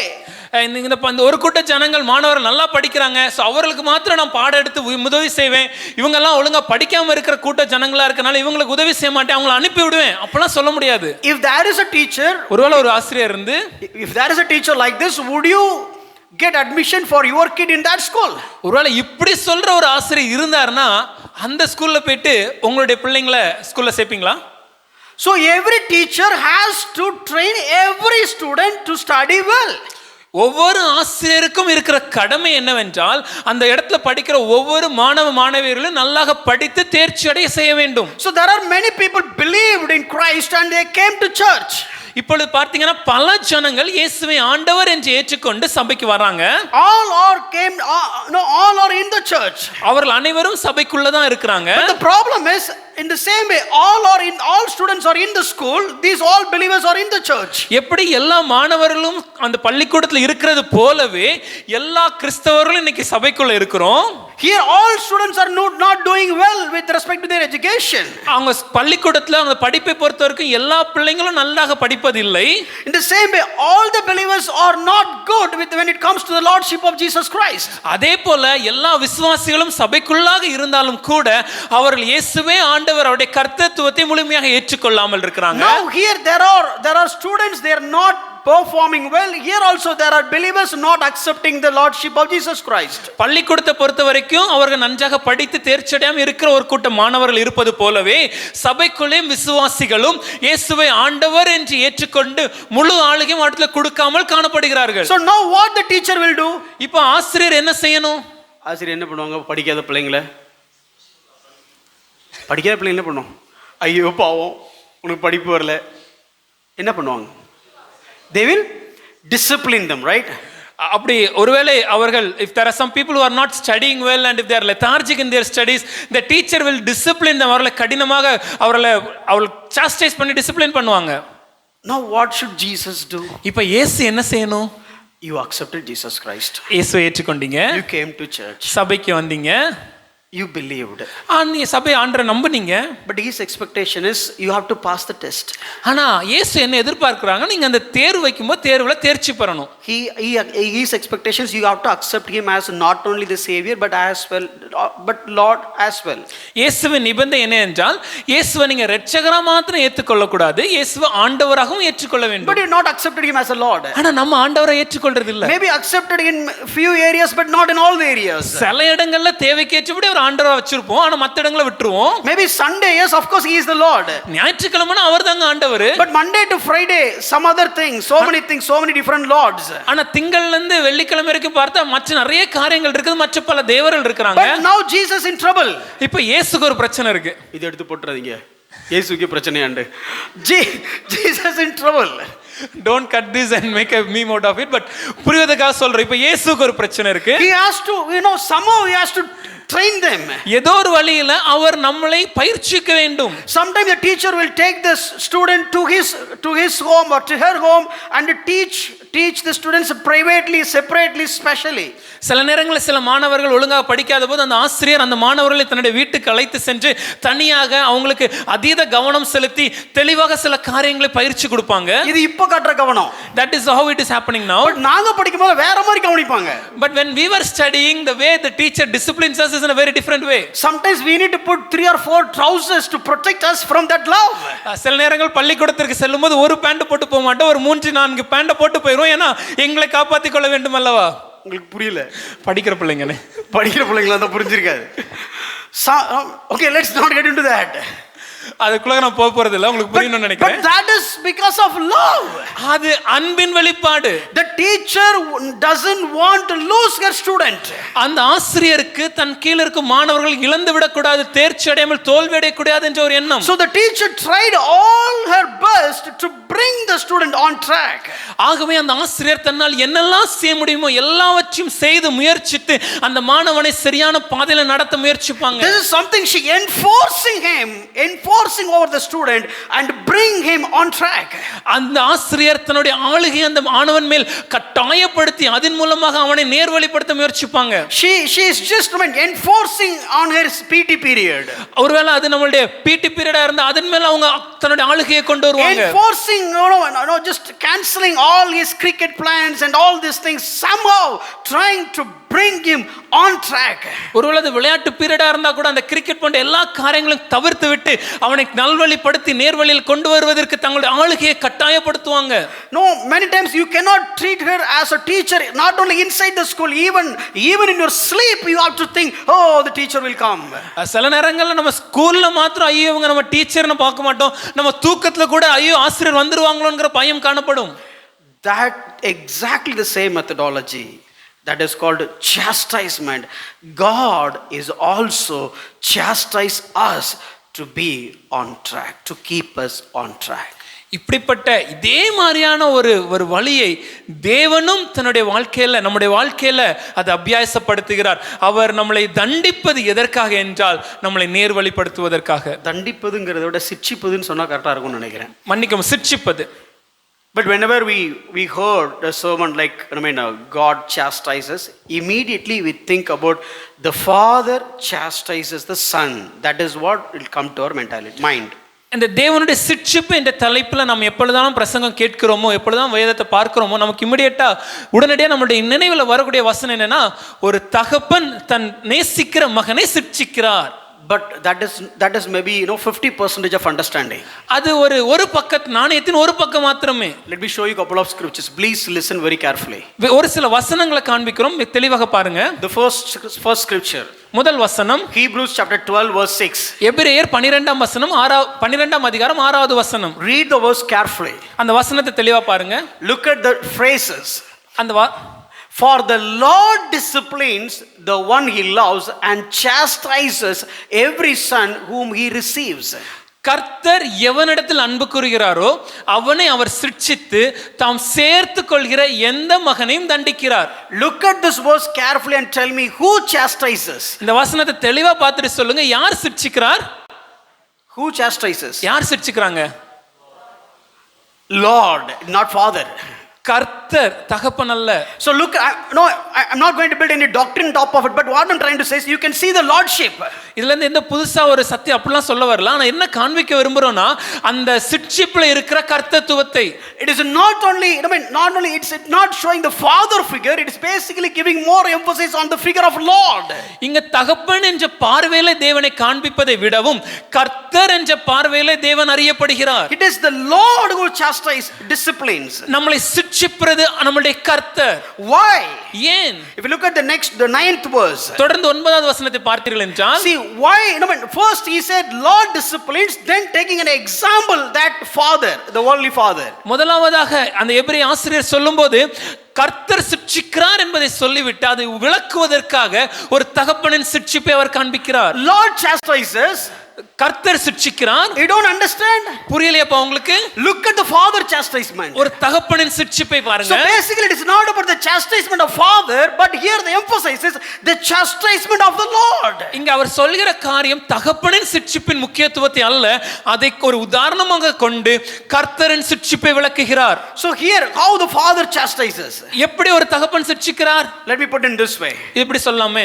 Would you, do you afraid for your father or not? உங்க அப்பாவை குறித்து நீங்க பயப்படுவீங்களா? Look at in Tamil, அஞ்சி நடந்திருக்க அடங்கி நடக்க வேண்டும். That is what the purpose of chastisement. When we read the same verse in Tamil, it says that with respect and fear we need to be under their control. Do you have fear when it comes to your father? நம்ம அப்பா பார்க்கும்போது நம்ம அஞ்சுறோமா, பயப்படுறோமா? எங்க அப்பாவுக்கு நான் பயப்படுவேன்னு சொல்றவங்க கை தூக்குங்க பார்க்கலாம்.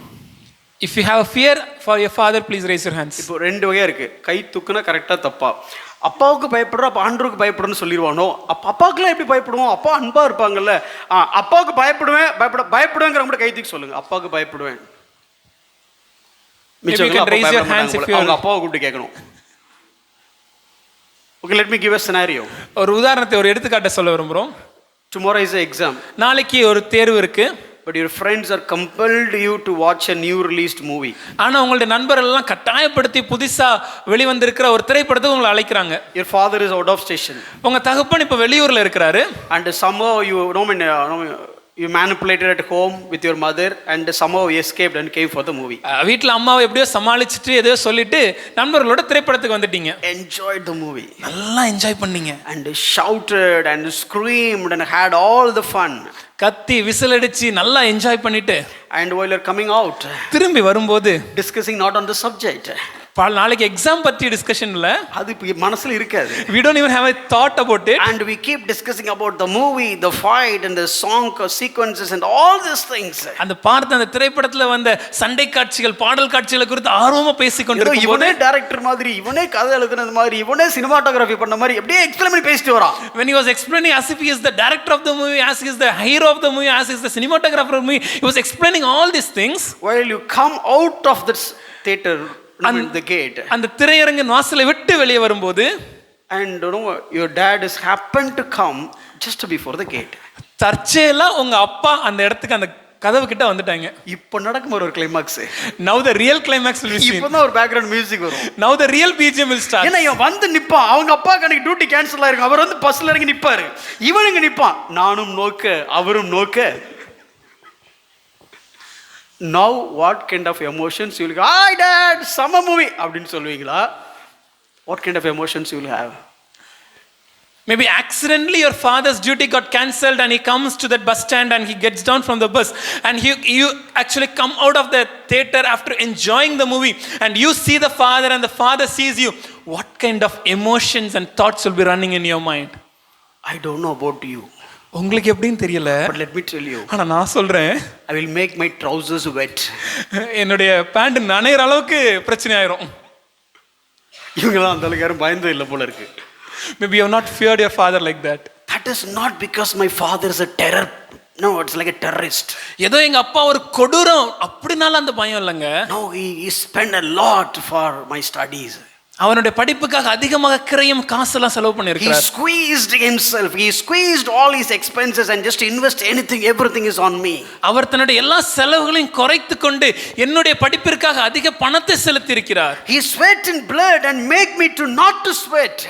அவர் தன்னுடைய இரத்தத்தை வேர்வையா சிந்தி நான் வேர்வை சிந்த கூடாது என்பதற்காக என்னை படிக்க வைத்தார். The moment I saw him, இப்படி இருக்கும்போது என் தகப்பனை பார்க்கும்போது and all these things will come into my mind. இந்த எல்லா காரியங்களும் என் மனதில் ஓட ஆரம்பிக்கும். What about my exam? What about my subject? What about my job? What about my future? How do I how do I support my parents? How do I help them? How do I close the loans? And all these things will come into my mind and that will shrink me in shame.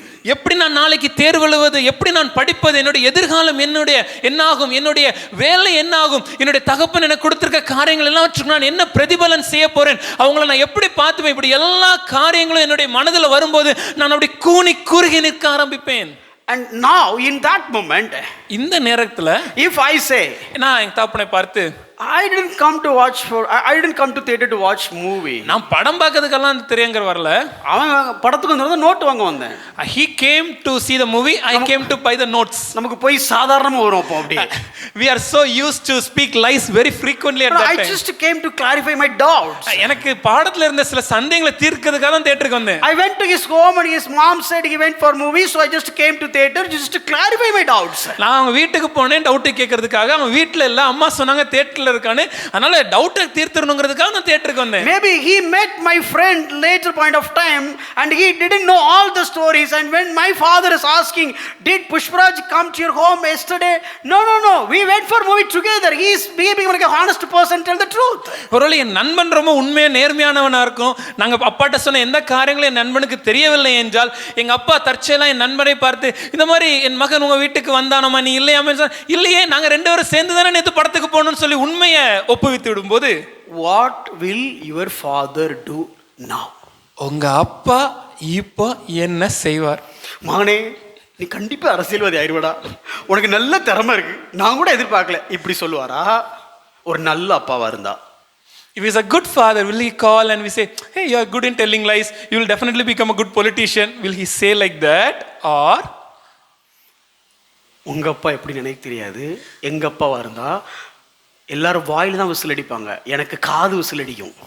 I am not sure how your father would treat you, but when it comes to me, usually we will whistle with the mouth, but on that day even my ears will start whistling. ஏதோ உயின்னு ஒரு சத்தம் கேட்கும் காதுக்குள்ள. In my ears there a loud sound starts. Woo!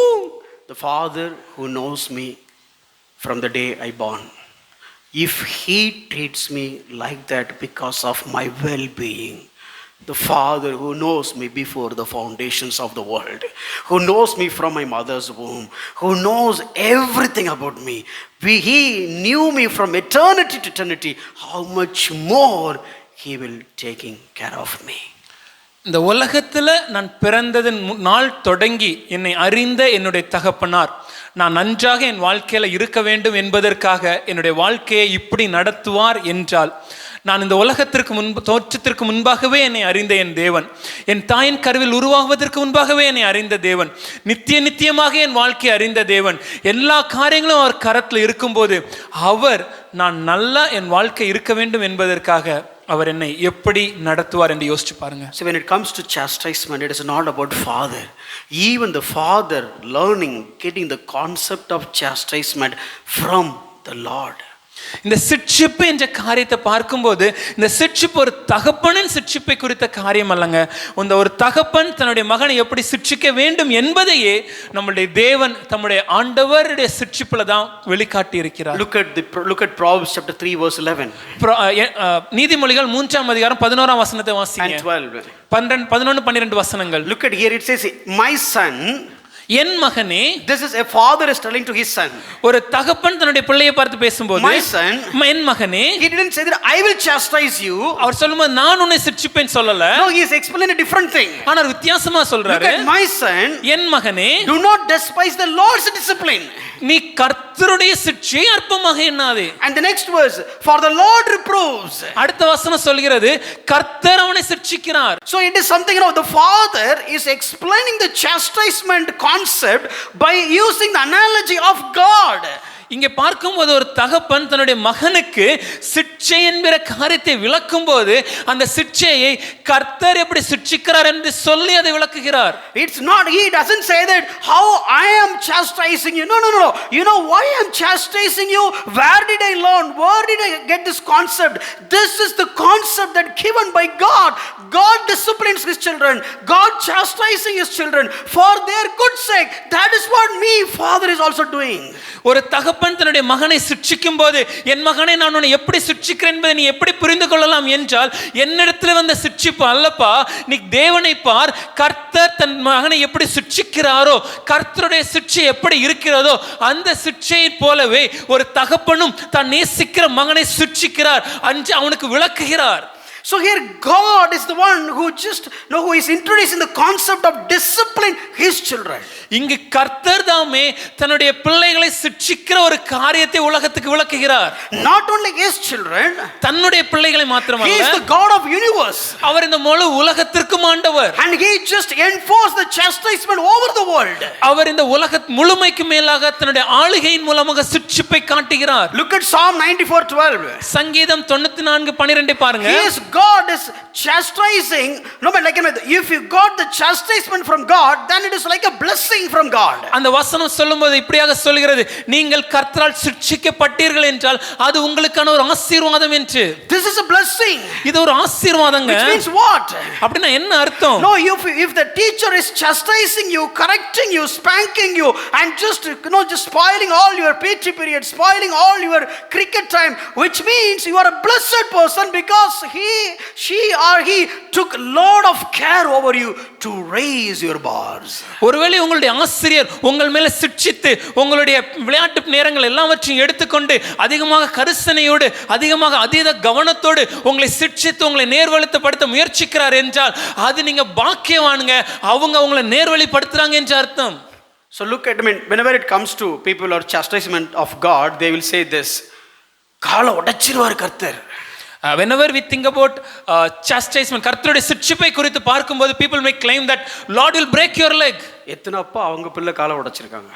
Has any father broken his son's leg? அப்புறம் எப்படி பொல்லாத தகப்பனாகி நீங்களே உங்க பிள்ளை காலை உடைக்காத போது குட், அதுக்கு டெஃபினிஷனே காட் தான். அவரை மட்டும் எப்படி காலை உடைப்பாரு? How come an evil father like us, we are not ready to break our own son's leg when Bible calls the definition of God as good? Such a good father will break our legs. Christians are like this, like either they'll sit on the horse and either they will fall on the left side or the right side. They'll never travel on the horse. நம்ம கிறிஸ்தவ வாழ்க்கை பல நேரங்கள் எப்படி காணப்படுதுன்னா, ஒரு குதிரை மேலே ஏறி உட்கார்ந்துக்கிறோம், ஆனா குதிரைக்கு வலது பக்கத்துல விழுந்துடுறோம், இல்ல குதிரையோட இடது பக்கத்துல விழுந்துடுறோம். ஒரு காலம் அந்த குதிரையில உட்கார்ந்து பயணிப்பது கிடையாது. சொல்லுவாங்க ஆண்டவர் வலைய போடுவாரு. People will claim like that God will put out a net. And நீ வலையில மாட்டலனா, if you don't get caught in the net, அடுத்து தூண்டில போடுவாரு. God will put a hook. தூண்டில போட்டாரா மூக்கு முனம் பிச்சிட்டு வந்துரும். When if you get caught in the hook, all your faces will be torn out and he'll pull you out. எந்த பைபிள்ல இருக்கு? Where it is in the Bible? எங்க இருந்து கத்துக்கிட்டாங்க? Where did they get this such a revelation? Actually, when this was a big theology at one point of time, ஒரு காலகட்டத்துல இது ஒரு சத்தியமாகவே பிரசங்கம் பண்ணப்பட்டது. One professor he went to the land of Israel to learn from the shepherd. அந்த காலகட்டத்தில் இங்க இருந்த ஒரு வேத ஆராய்ச்சியாளர், ஒரு ப்ரொஃபசர் இஸ்ரேல் தேசத்திற்கு சென்று அந்த தேசத்தில் இது காரியத்தை குறித்து கற்றுக்கொள்வதற்காக சென்றார். He said, how come a shepherd will break the leg of the sheep who is wandering? எப்படி ஒரு மேய்ப்பன் அலைந்து திரிகிற தன்னுடைய ஆட்டின் காலை உடைத்து விடுவார் எனக்கு புரியலைன்னு சொல்லி அவர் கற்றுக்கொள்ள சென்றார். No, if the lamb is not obeying, if the sheep is not obeying, will the shepherd break the leg of the sheep? I cannot even imagine. Let me go and learn.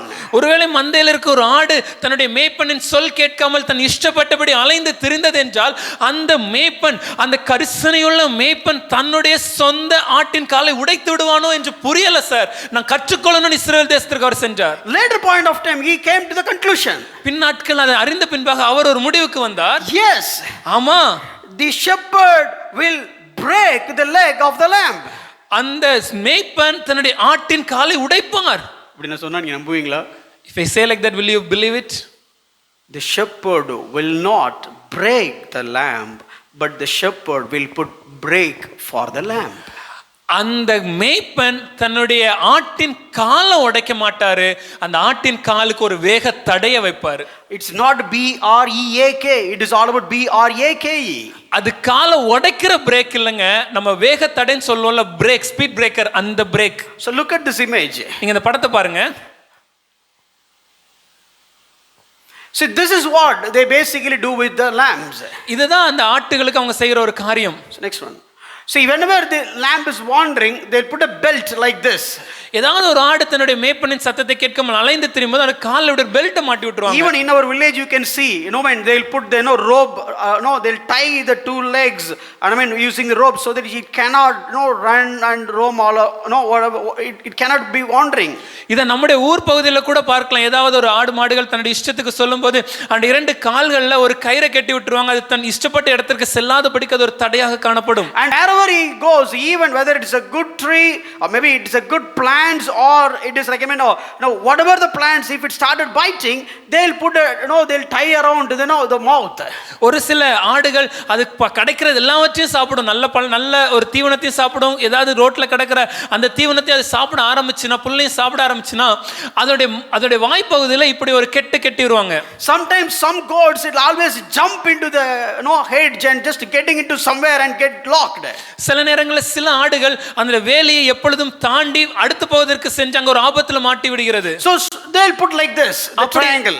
அப்படி இருக்கும்போது அந்த முக்கோண வடிவில் இருக்கிற ஒரு காரியத்தை அந்த கழுத்துல மாட்டிடுவாங்க. So wherever you go, you cannot penetrate through any hedge because it will block. நீங்க எந்த விதமான ஒரு வேலி வழியாக ஊர்ந்து சென்ற முடியாது, ஏன்னா அது தடுத்து விடும். See, this is not something, it's not something harming the sheep, it is but helping the sheep. இது அந்த மந்தையை காயப்படுத்துவதற்கான ஒரு காரியம் அல்ல, அந்த மந்தைக்கு உதவி செய்வதற்கான ஒரு காரியம். This is what God is doing with us. இதே போலதாங்க கர்த்தர் நம்முடைய வாழ்க்கையில செய்றார். He is not breaking our legs. அவர் நம்முடைய காலை உடைக்கிறது இல்ல. He is not harming us. அவர் நம்மளை காயப்படுத்துறது இல்ல. He is making us to go through the situation where the situation is helping, molding to obey him and treat him as a Lord. அவர் சில பாதைகள் வழியாக நடத்தும்போது அந்த பாதைகள் நம்மளை பக்குவப்படுத்தி பண்படுத்தி அவருக்கு பயன்படுத்தி அவரை ராஜாவாக ஆண்டவராக பார்க்கிற ஒரு காரியத்துக்கு நேராக நம்மளை வழி நடத்துகிறது. If you accepted Jesus Christ and came into the church, but if you have not treated him as a Lord in all the areas of your life, let me tell you, the Lord will chastise you so that you will be, you will treat him as a Lord in every aspect so that you will have a good life. நீங்க உங்க வாழ்க்கையில இயேசு கிறிஸ்துவை ஏற்றுக்கொண்டு சபைக்குள்ளாக வாழ்ந்து ஒரு கிறிஸ்தவனாக இருக்கிறீர்கள். ஆனால் இயேசுவே உங்களுடைய வாழ்க்கையின் எல்லா பகுதிகளிலும் ஆண்டவராக ஏற்றுக்கொள்ளவில்லை என்றால் நாங்க உங்களுக்கு சொல்றோம், ஆண்டவர் தன்னுடைய சிட்சிப்பின் மூலமாக கர்த்தரே ஆண்டவர் என்பதை உங்களுக்கு விளக்கி அதை தெளிவுபடுத்தி அந்த வழியில் உங்களை நடத்துவார். Let me tell you one important thing about Christian life. கிறிஸ்தவ வாழ்க்கையோட ஒரு மிக முக்கியமான ஒரு காரியத்தை சொல்றேன். Maybe let me ask the question, you answer it. இல்ல நான் அத கேள்வியா கேட்கிறேன், நீங்க பதில் சொல்லுங்களேன். Christian life is just you be a slave of sin and so on. ஒரு கிறிஸ்தவ வாழ்க்கை என்பது பாவத்திற்கு அடிமையாக வாழ்கிற ஒரு வாழ்க்கையா? And you got delivered. அதுல அந்தபடி ஒரு வாழ்க்கையில இருந்து நீங்க விடுதலையாகி இருக்கீங்க. And you came as a slave and you'll become free. நீங்க ஒரு பாவத்துக்கு அடிமையா இருந்தீங்க, இப்பொழுது விடுவிக்கப்பட்டு சுயாதீனமா இருக்கீங்க. That's it, right? அவ்வளவுதானா? That's it. Christian life is okay. I came as a slave and I got the freedom. நான் ஒரு அடிமையாக வந்தேன், இப்பொழுது எனக்கு அதுல இருந்து ஒரு விடுதலை இருக்கிறது. இதுதான் கிறிஸ்தவ வாழ்க்கையா? But that is not the Christian life. இல்லங்க, அது கிறிஸ்தவ வாழ்க்கை அல்ல. You were slave. நாம் ஒரு அடிமையாக இருந்தோம். You got the freedom. இப்பொழுது சுயாதீனமாக விடுதலையாக இருக்கிறோம். You got the freedom to become another slave. இப்போ எதற்காக எதற்காக விடுதலையாக்கப்பட்டிருக்கிறோம் என்றால் இன்னொரு காரியத்திற்கு நாம் அடிமையாக வாழ்வதற்கு. The slave has been delivered. அந்த அடிமை விடுதலையாக்கப்பட்டான். To make him as a slave for some other master. எதற்காக என்றால் வேறொரு ஆண்டவருக்கு அடிமையாக வாழ்வதற்கு. So always you are a slave. எப்பவுமே நம்ம ஒரு அடிமை தான். Don't take me wrong. தப்பா எடுத்துக்காதீங்க. But here slave of evil, here is slave of good. அங்கே பாவத்திற்கும் தீமைக்கும் அடிமையாக இருந்தோம், இப்பொழுது தேவனுக்கும் நன்மைக்கும் அடிமையாக இருக்கிறோம். Here you cannot stop doing evil, you cannot stop involving in evil. Here you cannot stop doing righteous things, and you cannot stop involving in righteous things. So here also you are slave, here also you are slave, but the boss are different. பழைய வாழ்க்கையை பார்க்கும்போது அங்க நாம் பாவம் செய்யாம நம்மளால இருக்க முடியாது, தீமை செய்யாம நம்மளால இருக்க முடியாது. ஆனால் இப்பொழுது வாழ்க்கையை பார்க்கும்போது நன்மை செய்யாமல் நம்மளால் இருக்க முடியாது, நீதி செய்யாமல் நம்மளால் இருக்க முடியாது. இரண்டு காரியங்களும் அடிமையாக இருந்தோம். ஆனால் நம்மளுடைய பாஸ் எஜமானன் யார் என்பது மிக முக்கியம். Let me give two illustrations so that you can understand very well. இரண்டு எடுத்துக்காட்டுகளை உங்களுக்கு புரிவதற்காக சொல்ல விரும்புகிறேன். One real time incident recently happened in Chennai. சமீப காலத்துல சில நாட்களுக்கு முன்பாக சென்னை பட்டணத்துல நடந்த உண்மை சம்பவம். There was a boy who was doing his college. ஒரு வாலிபன் தன்னுடைய கல்லூரி படிப்பை படித்துக் கொண்டிருந்தான். He was doing his BSc in data analysis, I think. He was doing his college and he was in his third year, I guess. BSc data analysis படித்துக்கொண்டு கல்லூரியில் 3ஆம் ஆண்டு வகுப்பை படித்துக் கொண்டிருந்தார். And he was in third year and his brother was doing his 10th standard. அவருடைய சகோதரன் 10ஆம் வகுப்பை படித்துக் கொண்டிருக்கிறார். And his mother was working in a particular clinic. அவங்களுடைய அம்மா ஒரு பர்టిక్యులர் கிளினிக்ல வேலை பார்த்துட்டு இருக்காங்க. And his father is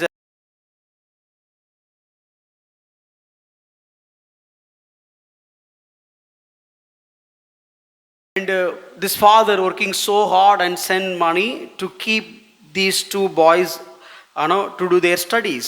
அந்த தகப்பனார் வேறொரு தேசத்துல கடினமாக பணி செய்து பணத்தை அனுப்பி இந்த ரெண்டு பசங்களையும் படிக்க வைக்கிறதுக்கு முயற்சி செய்கிறார். Very pathetic incident. ரொம்ப ஒரு கஷ்டமான ஒரு காரியம் இது. Recently happened. சில நாட்கள் முன்பாக சென்னையில் நடந்தது. And the good mom, the mom is always just nudging him or just keep on telling him that to study well because he didn't have good scores in his exams.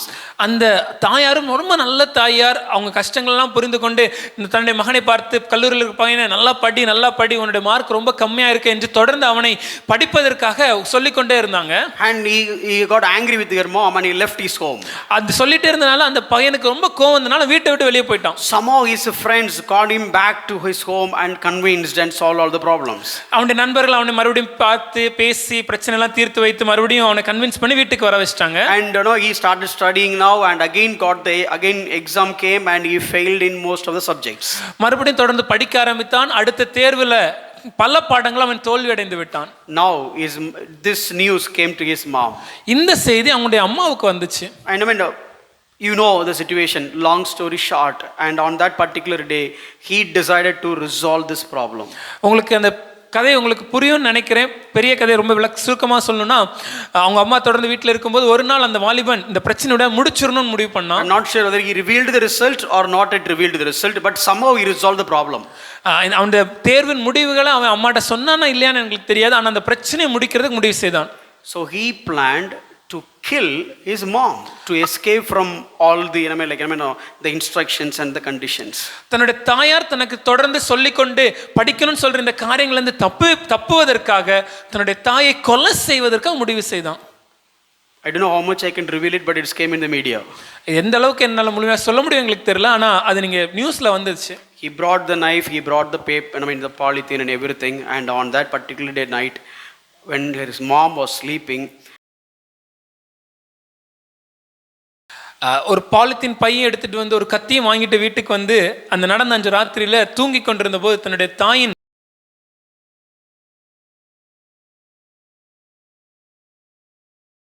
and after that he was thinking about his brother.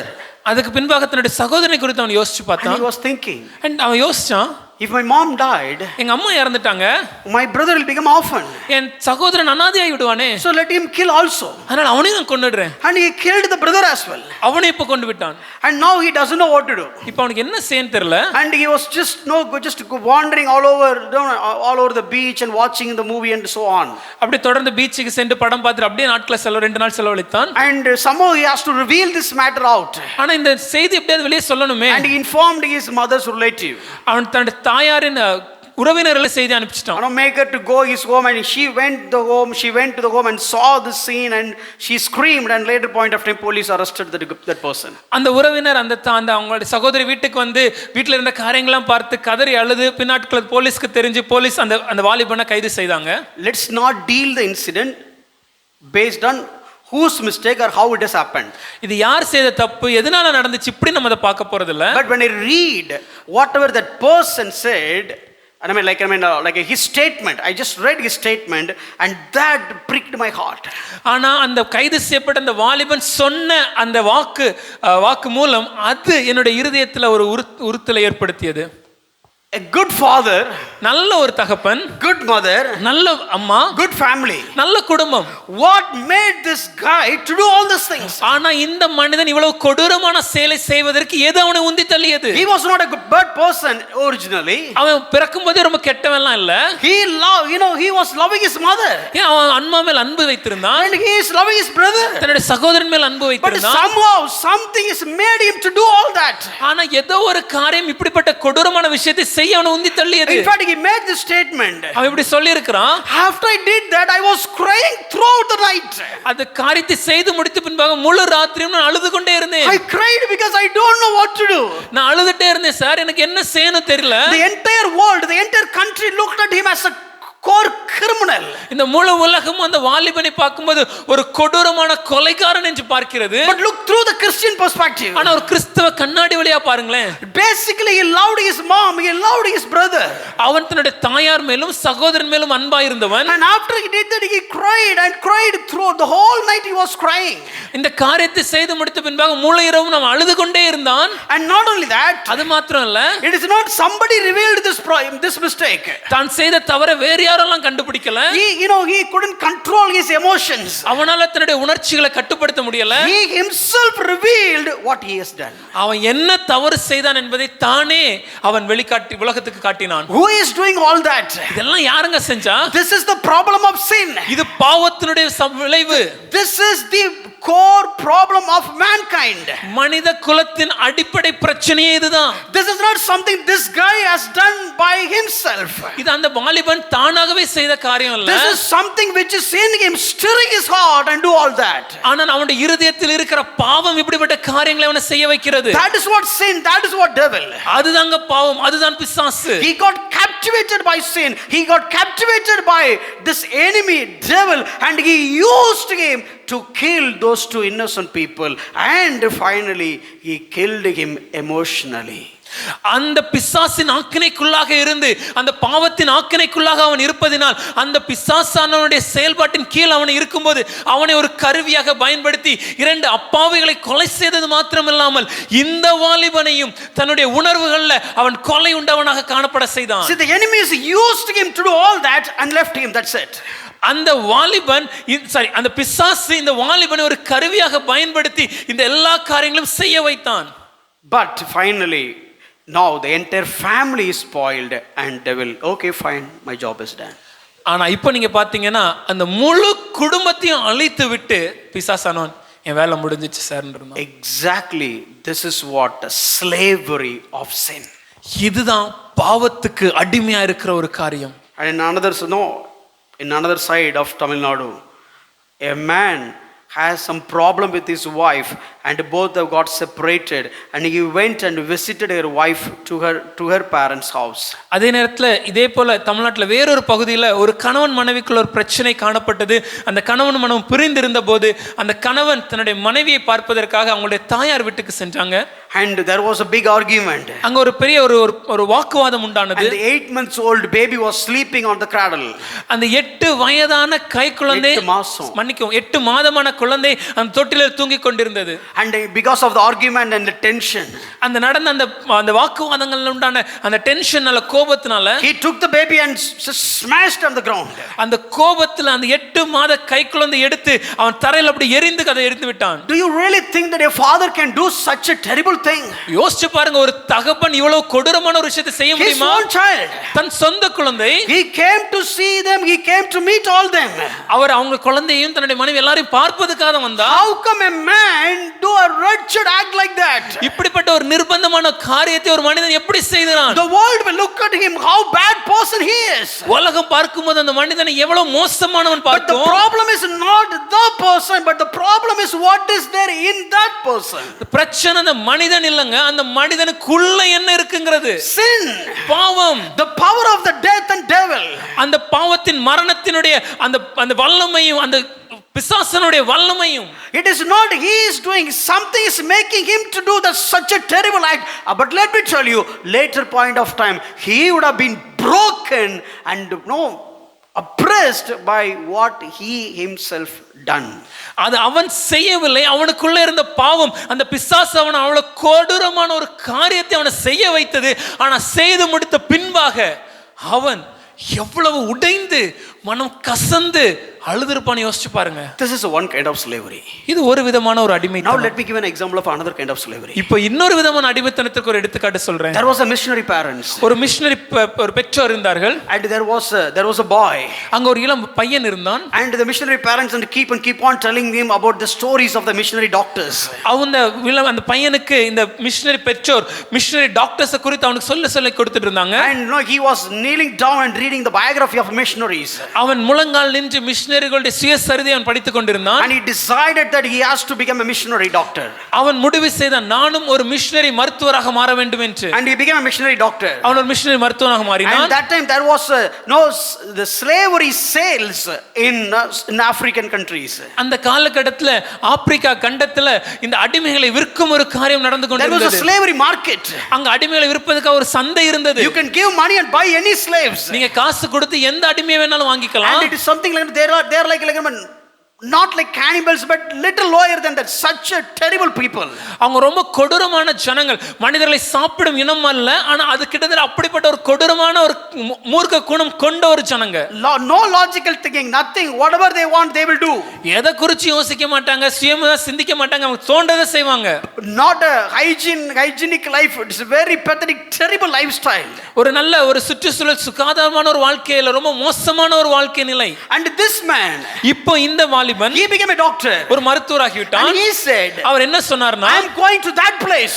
நான் இந்த இடத்துக்கு செல்ல போகிறேன். He went there. அந்த இடத்துக்கு சென்றான். And he has a tough time but he was doing the ministry among the Africans. அது ஒரு கடினமான சூழ்நிலையாக இருந்தாலும் கூட அந்த ஆப்பிரிக்கா தேசத்தின் மக்களின் மத்தியில ஊழியம் செய்தார். This boy name is David Livingstone. இந்த வாலிபரின் பெயர் David Livingstone. They said there was a problem with the lion. அவங்க சொல்றாங்க அங்க ஒரு பிரச்சனை இருக்கிறது. Because of lion. அங்க ஒரு சிங்கத்தின் மூலம் ஒரு பிரச்சனை வருகிறது. And this man, அப்ப இந்த வாலிபன் born and brought up in English family, ஒரு ஆங்கில குடும்பத்தில் பிறந்து வளர்ந்தவன், ஒரு மருத்துவர். No, he is not a tribe. அவர் ஒரு ஊர்ல வாழ்ற ஒரு குடியானவன் அல்ல. So he said, okay, let me come and help you. அவர் சொல்றார், நான் வந்து உதவி செய்கிறேன். And he came, he took his gun and just went against the lion. அவர் தன்னுடைய துப்பாக்கி எடுத்துக்கொண்டு அந்த சிங்கத்திற்கு விரோதமாக எதிர்த்து சென்றார். And the lion just thrown him down and just had a big bite on his shoulder. அந்த சிங்கம் அவரை எரிந்து விட்டு அவருடைய கழுத்து பகுதிக்கும் அந்த தோல் பகுதியில் அவர் கடித்து விட்டது. And by the grace of God somebody has got killed the lion and he has got escaped. கர்த்தருடைய பெரிதான கிருபையினால வேறொருவர் அந்த சிங்கத்தை கொன்றதனால அவர் அன்று உயிர் பிழைத்தார். And one time when he was found the path for different places, there was a wood, it's just pierced his one eye. ஒரு முறை ஒரு இடத்திற்கு செல்லும்போது பல புது இடங்களுக்கு எப்படி வழிகளை செல்லணும் அவர் கண்டுபிடிக்க முயற்சி செய்யும்போது அங்க இருந்தக்கூடிய ஒரு மரக்கிளை அவருடைய கண்களை குத்தி விட்டது. He's damaged his one eye. ஒரு கண்கள் அதனால பாதிப்படைந்தது. And he's got married and his wife became sick and he sent his wife and children to his hometown. அவர் திருமணமான பின்பாக தன்னுடைய மனைவிக்கு உடல்நிலை சரியில்லாத காரணத்தின் போது தன்னுடைய மனைவியும் குழந்தைகளையும் தன்னுடைய சொந்த நாட்டுக்கு அனுப்பிவிட்டார். And after 5 years he went went to his home, 5 வருடங்கள் பின்பு தன்னுடைய நாட்டுக்கு அவர் சென்றபோது his wife opened the door அவருடைய மனைவி கதவை திறந்தபோது and she screamed அவங்க கதறினாங்க. because she couldn't identify his husband. தன்னுடைய கணவனே யார் என்று தெரிய முடியாத ஒரு சூழ்நிலைக்கு Because of the scorch heat, he lost his the skin has lost its color, became so dark. அங்கிருந்த அந்த கடினமான உஷ்ண வெயிலின் நிமித்தமாக தன்னுடைய தோல் நிறம் எல்லாம் மாறி கருப்பாக மாறிவிட்டார். And I mean, his one eye, the face has been changed because of the pierce in his one eye. தன்னுடைய முக வாகை மாறுபட்டு காணப்பட்டது. ஏனென்றால் அந்த மரக்கிளையின் மூலமாக ஒரு கண் பாதிப்படைந்தது நிமித்தமாக. No, this gigantic figure become something like fully damaged. I would say that அது பார்க்க முடியாத அளவுக்கு இல்ல, but somehow she lost her original husband's statue. I mean, original husband's the shape and the color. நல்ல ஒரு ஆணாஜ்பாகமான ஒரு உருவம் கொண்ட ஒரு மனிதர் இப்பொழுது ஒரு கடினமான ஒரு தேகத்தோடு ஒரு பார்ப்பதற்கு தன் எப்படி பார்த்தோமோ அப்படி இல்லாமல் ஒரு நலிந்த தேகத்தோடு ஒருவர் காணப்படுகிறார். Now at least you be there with us so that we can live together as a family at least for some time. அப்பொழுது மனைவி சொல்றாங்க, இனியாவது எங்க கூட இருந்தீங்கன்னா நம்ம சேர்ந்து வாழலாமே. And he said, every time when I wake up in the morning, அப்போ சொல்றார், ஒவ்வொரு நாளும் என் காலையில் நான் கண் விழிக்கும் போது I could feel, I'm just hearing the sound of the slavery. எனக்கு அங்க இருக்கிற அந்த அடிமைத்தனத்தின் குரல் எனக்கு கேட்டுக்கொண்டே இருக்கிறது. And I could feel the smoke because of the the fight among them. அங்க இருக்கக்கூடிய மக்கள் மத்தியில இருக்கக்கூடிய அந்த சண்டைகள் நிமித்தமாக அவருடைய பிரச்சனை எனக்கு தாக்குகிறது. I cannot stay back. I have to go back to the African the jungles. என்னால இங்க இருக்க முடியாது. நான் மறுபடியும் அந்த ஆப்பிரிக்க கண்டத்துக்கு அந்த காடுகளுக்கு செல்ல வேண்டும். And he went back. மறுபடியும் சென்றார். And in fact his wife was also followed him. அவங்களுடைய மனைவியும் அவரை பின்தொடர்ந்து சென்றாங்க. And she couldn't cope up. She died there. அவங்களால அங்க வாழ முடியாம அந்த இடத்துல மரித்தும் போனாங்க. And this man became so sick. இந்த மனிதரும் மிகவும் உடல் சுகவீனமான நாட்கள்ல he couldn't walk. அவரால் நடக்க முடியல. They carry him. அவரை சுமந்து கொண்டு செல்ல from village to village. கிராமமாக to give the treatment to the people, the tribal people. எதற்காக என்றால் அங்க இருக்கக்கூடிய மக்களுக்கு மருத்துவ உதவி செய்வதற்காக இவர் சென்றார். And one point of time after one travel and he became so tired, he went inside the hut and to pray. ஒரு முறை இப்படி ஒரு பிரயாணத்தின் பின்பாக மிகவும் களைப்படைந்தவராய் இருந்தபோது தன்னுடைய குடிசைக்குள்ளாக ஜெபம் செய்வதற்காக சென்றார். And they said, don't disturb him because he is praying. அப்பங்க இருந்த ஜனங்க சொன்னாங்க, அவரை தொந்தரவு செய்யாதீங்க, அவர் ஜெபித்துக் கொண்டிருக்கிறார். They just put him on a shape of just praying, the posture of praying. அவர் ஜெபிக்கிறதுக்கு ஏற்ற விதத்துல அவர் அப்படி உட்கார வைத்து விட்டாங்க. And he was praying and he was praying and he was praying. அவர் ஜெபித்துக் கொண்டே இருந்தார். And no, he didn't come out.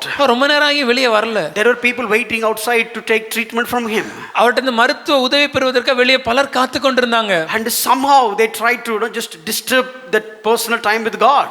எப்படியோ சரி அவருடைய அந்த தனிப்பட்ட ஜெப நேரத்தை டிஸ்டர்ப் பண்ணனும் ஒரு முடிவு செய்து and the person went inside. அந்த மனிதர் உள்ளே சென்றார். And just trying to keep him just trying to help him to get up.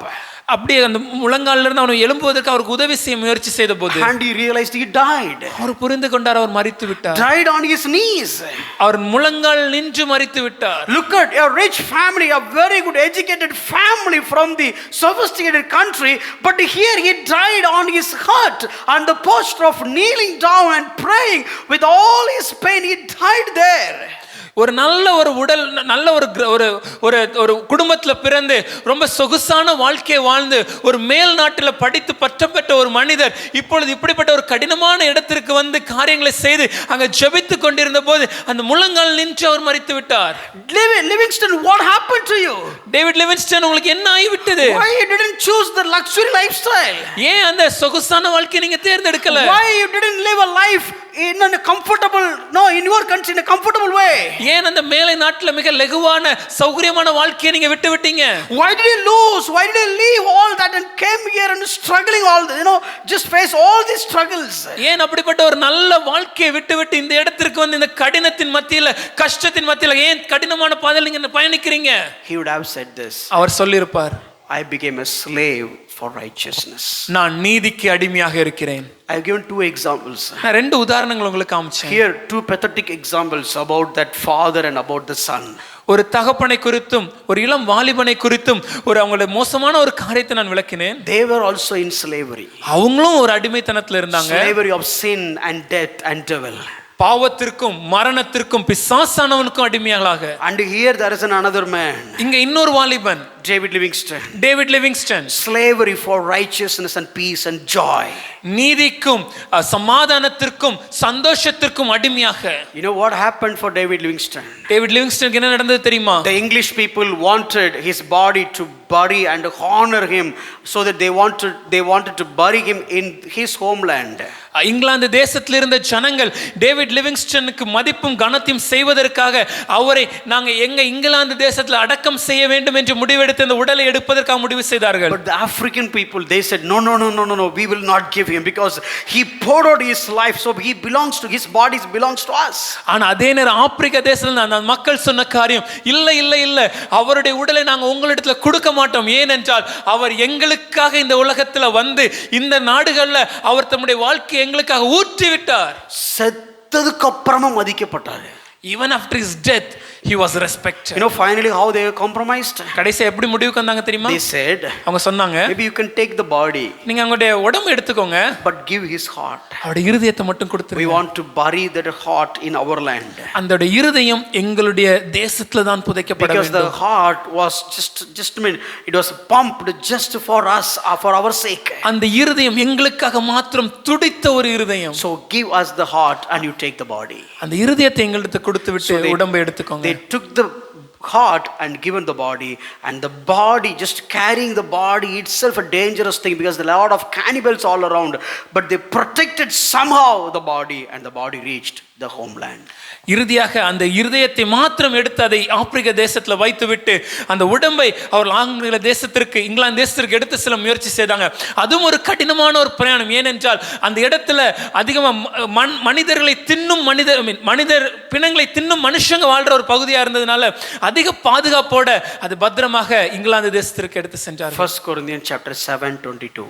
1 கொரிந்தியர் 7வது அதிகாரம் 22வது வசனம். You were a slave, நீங்கள் அடிமைகளாக இருந்தீர்கள், and you became free, இப்பொழுது விடுதலையாகி விட்டீர்கள் because of Christ. இயேசு கிறிஸ்துவினாலே Now you are free. இப்போ விடுதலையாக்கப்பட்ட நீங்க and you have to become as a slave, அடிமைகளாக வாழ வேண்டும் for Christ. இயேசுவுக்காக.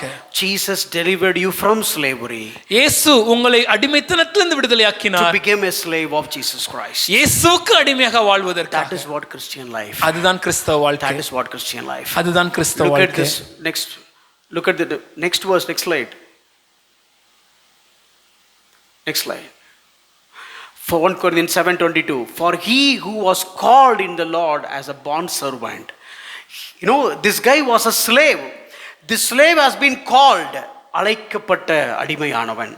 Now he became not a free man in the Lord, which means கர்த்தருடைய சுயாதீனன். He became free.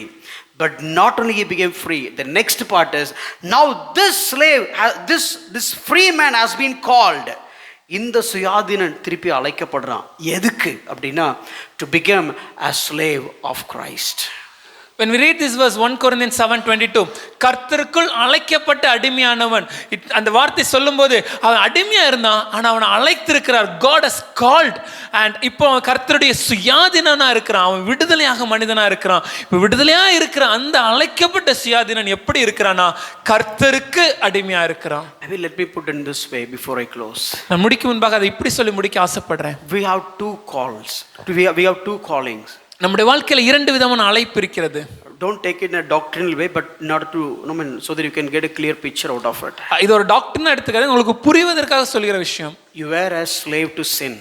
பாவத்துக்கு அடிமையா இருந்தோம், slave to death, மரணத்திற்கு அடிமையா இருந்தோம், slave to devil, பிசாசுக்கு அடிமையா இருந்தோம். God called you, தேவன் உங்களை அழைத்தார், you became free. இப்பொழுது நீங்க விடுதலை ஆயிட்டீங்க. Free from sin, பாவத்திலிருந்து விடுதலை, free from death, மரணத்திலிருந்து விடுதலை, and free from the devil, பிசாசினிடமிருந்து விடுதலை. Now you have eternal life. இப்போ உங்களுக்கு நித்திய ஜீவன் இருக்கிறது. Now after you've been called, இப்படி அழைக்கப்பட்ட பின்பாக the first call is over. முதல் அழைப்பு முடிந்து விட்டது. Now he is calling again. மறுபடியும் உங்களை அழைக்கிறார். He is just designated you for something else. ஒரு விசேஷமான ஒரு காரியத்திற்காக உங்களை அழைத்திருக்கிறார். What is the designation? என்ன நியமனம் அது? To be a slave of Jesus Christ. இயேசு கிறிஸ்துவுக்கு அடிமையாக வாழ்வதற்காக. To slave for righteousness. நீதிக்கு அடிமையாக. To slave for peace. சமாதானத்தின் அடிமையாக. To slave for joy. சந்தோஷத்திற்கு அடிமையாக. So which means you cannot do anything other than righteousness. நீதியை தவிர வேறு எதையும் நம்மளால செய்ய You will முடியாது. never lose your peace. நம்ம சந்தோஷத்தை சமாதானத்தை இழக்க மாட்டோம். You will always be happy. எப்பொழுதும் Because சந்தோஷமுள்ளவர்களாக you became இருப்போம். slave to happiness. ஏனென்றால் அந்த சந்தோஷத்திற்கு நாம் அடிமையாகி You விட்டோம். became slave to the righteousness. நீதிக்கு அடிமையாகி விட்டோம். You became slave to joy சந்தோஷத்திற்கு அடிமையாக in இருக்கிறோம் Christ. கிறிஸ்துவுக்குள்ள. So this is what the Christian life. இதுதாங்க கிறிஸ்தவ வாழ்க்கை. Today the Christian world just came out of the slavery of sin and death and devil. இன்றைய கிறிஸ்தவ உலகம் பிசாசினிடமிருந்தும் பாவத்தினிடமிருந்தும் மரணத்தினிடமிருந்து அடிதிலிருந்து விடுதலையாகி வந்து விட்டோம். That is the aspect of savior. அது வந்து ரட்சிப்பை குறித்து விளக்குகிற காரியம். And we came into the church. சபைக்குள்ளாக வந்து But we விட்டோம். completely forgot there is another call. ஆனா நம்ம எதை மறந்துட்டோம்னா இன்னொரு அழைப்பு நமக்கு இருக்கிறது. The journey is not over. அந்த பயணம் இன்னும் முடியல. This journey even is not even started. இந்த பயணம் இன்னும் ஆரம்பிக்கவே இல்லைங்க. You just came to the enlightenment. இப்போ அந்த வெளிச்சத்திற்கு வந்திருக்கீங்க. And God has called you for freedom. தேவன் உங்களை ஒரு விடுதலைக்காக அழைத்திருக்கிறார். From sin and death and devil. பாவத்தினிடமிருந்து மரணத்தினிடமிருந்து பிசாசினிடமிருந்து. But the job is not over. ஆனா வேலை இன்னும் முடியல. He is going to take for another responsibility. That is, you will have the freedom for being a slave of Jesus Christ. இப்பொழுது இன்னொரு கடமைக்கு நேராக உங்களை அழைக்கிறார். அந்த கடமை என்னன்னா இயேசு கிறிஸ்துவுக்கு அடிமையாக வாழ்வதற்காக. That is what Christian life. அதுதான் கிறிஸ்தவ வாழ்க்கை. Let me give one example and close. ஒரு உதாரணத்தை சொல்லி முடிக்க போறேன். Many times when we look at this slavery, பல நேரங்களில் இந்த அடிமைத்தனத்தை குறித்த காரியத்தை சிந்திக்கும் போது treat him as a master, treat him as a master, we think in a negative way. அவர் ஒரு எஜமானாக பாருங்கன்னு சொல்லும்போது அது ஒரு நெகட்டிவா தவறாக அதை புரிந்து கொள்கிறோம். அது என்ன ஆண்டவர் ஏதோ ஒரு கொடுமைக்கார முதலாளி மாதிரி அவருக்கு அப்படியே அவர் எங்க அப்பா தானே. We think that how can God be such a hard master when he is such a father, right? The one expectation is just obey him. அதிலிருந்து தெரிந்து கொள்ள வேண்டிய கேட்கிற ஒரு காரியம் என்னன்னா அவருக்கு கீழ்ப்படியணும். When it comes to master, don't have the mentality of the fallen world masters. இந்த எஜமானை குறித்து பார்க்கும்போது இந்த விழுந்து போன உலகத்துல காணப்படுற எஜமான்களை பார்ப்பதை போல நம்ம தேவனை பார்க்க கூடாது. Let me give one illustration. ஒரு எடுத்துக்காட்டு சொல்றேனே. If there is a Christian mom and dad, ஒரு கிறிஸ்தவ அப்பா அம்மா இருந்தாங்கன்னா and they are facing struggles with training his son in order to raise him in the Christian values. அந்த தகப்பனும் தாயும் தன்னுடைய மகனை ஒரு கிறிஸ்தவ முறைப்படி வளர்ப்பதற்கு கடினமாக கஷ்டப்படும் போது very challenge, ரொம்ப கஷ்டம். so they felt so bad. அப்ப அவங்க ரொம்ப சோர்வடைந்து one day the boy came to the parents. அந்த மகன் தன்னுடைய தகப்பனிடத்துல வந்து he has Bible in his hands. தன்னுடைய கரத்துல வேதம் இருந்து and he is telling to his parents, தன்னுடைய அப்பா அம்மாவை பார்த்து, father, அப்பா, mother, I am so sorry. அம்மா என்னை மன்னித்து விடுங்க. So far I haven't respected you. இதுவரைக்கும் உங்களுக்கு நான் கணம் கொடுக்கவில்லை. So far I haven't obeyed you. உங்களுக்கு கீழ்ப்படியல. I didn't read the Bible properly. I didn't pray properly. வேதத்தை ஒழுங்காக படிக்கவில்லை, தினமும் ஒழுங்காக ஜெபிக்கவில்லை. So now I'm giving you a commitment. ஆனா இன்னைக்கு உங்களுக்கு ஒரு கமிட்மென்ட் கொடுக்கிறேன். I'll pray regularly. நான் தொடர்ந்து ஜெபிப்பேன். I will never compromise in my devotion. என்னுடைய வேத வாசிப்பும் தியானத்துல நான் காம்ப்ரமைஸ் பண்ண மாட்டேன். And I will obey as much as I could. என்னால முடிந்த மட்டும் உங்களுக்கு கீழ்ப்படிவேன். Whatever you say I will obey. நீங்க என்ன சொன்னாலும் நான் கீழ்ப்படிவேன். I'm like surrendering to you. உங்களுக்கு முன்னாடி என்னை சரணடைந்து விட்டேன். Hereafter what I want is not a key. Hereafter what you want, that is the key. I am completely surrendering myself. எனக்கு என்ன வேணும்ங்கிறது முக்கியம் இல்ல. இனிமே நீங்க என்ன சொல்றீங்களோ அதுதான் முக்கியம். நான் உங்களுக்கு முன்னாடி எங்களை சரணடைகிறேன்னு சொன்னா. And after he said this he left. அதை சொல்லி முடித்த பின்பாக அந்த வாலிபன் கடந்து விட்டான். Now just imagine what would be the conversation between the mom and dad. இப்போ நீங்க யோசிச்சு பாருங்க அந்த அப்பா அம்மா அவங்களுக்குள்ள என்ன பேசிப்பாங்க. Hey, so far he was disobeyed. இதுவரைக்கும் அவன் கீழ்ப்படியாம இருந்தான். Now he started obeying. இப்போ கீழ்ப்படிய ஆரம்பிக்கிறான். We have to put him, no, we have to oppress him like anything. அவனை ரொம்ப கஷ்டப்படுத்தணும். We have to give all the tough tasks. அவனுக்கு ரொம்ப கடினமான வேலையை கொடுக்கணும். Let him learn what is fatherhood. அப்பானா என்னங்கறத புரிஞ்சுக்கணும். Let him learn what is control. அப்பாக்கு ஆளுகைனா என்ன நம்ம புரியணும். So we have to give more work. நிறைய வேலையை கொடுக்கணும். And we have to treat him so hard. ரொம்ப கடினமா அவனை நடத்தணும். And let him feel so bad for all he has done so far. இதுவரைக்கும் என்னெல்லாம் தப்பு செஞ்சானோ அதுக்கு அந்த காயத்தை உணர வழியில அவனை நடத்தணும். How many times we begged him, how many times we requested him to obey. He didn't obey. But now this is the opportunity for us to crush him. எத்தனை டைம் அவன்கிட்ட கேட்டிருப்போம் கீழ்ப்படின்னு சொன்னபோது கீழ்ப்படியாம இருந்தால இது ஒரு நல்ல சந்தர்ப்பம். அவனை அப்படியே அடிச்சு நொறுக்கிடணும். இப்படி எந்த அம்மா அப்பாவது சொல்லுவாங்களா? Will any father or mother think like that? when you go and tell your mother and father saying that, Dad, I will obey, I will treat you as you are supposed to be treated. ஒருவேளை நீங்கள் ஒரு எந்த ஒரு தகப்பன் தாயிட்ட போய் செஞ்சு போய் தன்னுடைய மகன் சொல்லும்போது, அப்பா நான் உங்களுக்கு கீழ்ப்படியணும், நான் உங்களுக்கு ஹானர் பண்ணணும், மரியாதை கொடுக்கணும், நீங்கள் என்ன சொன்னாலும் அதை நான் செய்யணும்னு சொல்லும்போது, you know what they will discuss? அந்த அப்பா அம்மா என்ன பேசிப்பாங்க தெரியுமா? After you left, நீங்கள் போன பின்பாக the dad will say, அந்த அப்பா சொல்லும்பாரு, wow, so happy, ரொம்ப சந்தோஷம், you know what, we have planned to get him a bike, right? அவனுக்கு ஒரு பைக் வாங்கி கொடுக்கணும்னு ஆசைப்பட்டோம்ல. We said, if you pass the exam, we'll get you the bike. அவன்கிட்ட சொல்லியிருந்தோம், நீ எக்ஸாம் பாஸ் பண்ணா வாங்கி தருவோன்னு. That's okay, let's give the bike right now. அது இருக்கட்டும், அவனுக்கு இப்பவே வாங்கி கொடுத்துடலாம். And you know what, he was looking for, the good clothes. அவர் நல்ல சட்டை வாங்கணும்னு சொன்னான்ல. He was asking for that costliest shirt, but we didn't buy. ஒரு நல்ல விலை உயர்ந்த ஒரு சட்டை கேட்டிருந்தா நம்ம வாங்கி கொடுக்காம இருந்தோம்ல. Let's not inform him, let's give him a surprise. அவன்கிட்ட சொல்ல வேணாம், ஒரு சர்ப்ரைஸ் அவனுக்கு வாங்கி கொடுத்துடலாம். And his birthday is coming, right? அவனோட பிறந்த நாள் வருதுல்ல. So what kind of gift we can give you for his birthday? அவனுக்கு என்ன பரிசு பொருள் கொடுக்கலாம்? Shall we give him, shall we present a watch? ஒரு வாட்ச் வாங்கி கொடுக்கலாமா? No watch, let's get him like a laptop. இல்ல அவனுக்கு ஒரு லேப்டாப் வாங்கி கொடுக்கலாமா? This would be the discussion between the parents. இதுதான் அந்த தந்தைக்கும் தாய்க்கும் இருக்கக்கூடிய ஒரு உரையாடலா காணப்படும். If the worldly fallen world, so called evil according to the standard of God, if such parents could do such good things when you accept their authority, then how much more this good God will do when we accept his authority and treat him as he is supposed to be treated. இந்த உலகத்துல விழுந்து போன தந்தையும் தாயுமாகிய இந்த உலகத்துல காணப்படுகிற ஒரு தந்தையும் தாயுமே தன்னுடைய பிள்ளை தன்னுடைய ஆளுகைக்கு கீழே தன்னை அர்ப்பணிக்கும் போது இப்படியாக அவனுக்கு நல்ல காரியங்களை நல்ல ஈவுகளை கொடுக்கணும்னு முடிவு செய்யும் போது பரமபிதா அவருடைய ஆளுகைக்கு கீழாக நாம் இருக்கும்போது எவ்வளவு நல்ல ஈவுகளை நமக்கு கொடுப்பார் என்பது அதிக நிச்சயம் அல்லவா? If the worldly parents is not ready to subdue and crush you and put you down, how can this God will do like that? இந்த உலகத்துல இருக்கிற ஒரு பெற்றோரே நம்மளை அப்படி அழுக்கி அமுக்கி கீழ்ப்படுத்துற முயற்சி செய்யாத போது அந்த நல்ல தேவன் எப்படி செய்வாருங்க? You know, if you want to have the best life, உங்க வாழ்க்கையில ஒரு சிறந்த வாழ்க்கை வேணும் நீங்க எதிர்பார்க்கறீங்களா? And if you want, if you say only tell me one thing I can do so that I have best in rest of my life, I would say that surrender your life to Jesus Christ. ஒருவேளை என் வாழ்க்கையில எல்லாம் நல்லபடியா இருக்கணும், என் வாழ்க்கையின் வாழ்நாள் முழுவதும் சிறந்ததை நான் அனுபவிக்கணும் நீங்க எதிர்பார்த்து என்னிடத்துல என்ன செய்யணும்னு கேள்வி கேட்டீங்கன்னா நான் உங்களுக்கு சொல்கிற ஆலோசனை என்னன்னா, உங்க வாழ்க்கையை இயேசுவிடத்துல அர்ப்பணித்து விடுங்கள். So this is time to surrender our life to Jesus Christ. இந்த நேரம் நம்முடைய வாழ்க்கை அவரிடத்துல சரணடைவதற்கு ஏற்ற ஒரு நேரம். Everything will be good. எல்லாமே சிறப்பானதாக இருக்கும். But one good thing you need to do. ஆனா நீங்க செய்ய வேண்டிய ஒரு நல்ல காரியம். If you do that one good thing, you will have every good things. That one good thing is simply, let's not only commit our life, but let's completely surrender our life to Jesus Christ. உங்க வாழ்க்கையில எல்லா காரியங்களும் நன்மையாக மாற வேண்டும் என்றால் நீங்கள் செய்ய வேண்டிய ஒரு நன்மையான காரியம் என்னவென்றால் உங்க வாழ்க்கையை இயேசுவுக்கு ஒப்பு கொடுக்கிறது மாத்திரம் இல்ல, உங்க வாழ்க்கையை இயேசுவின் இடத்துல சரணடைவது.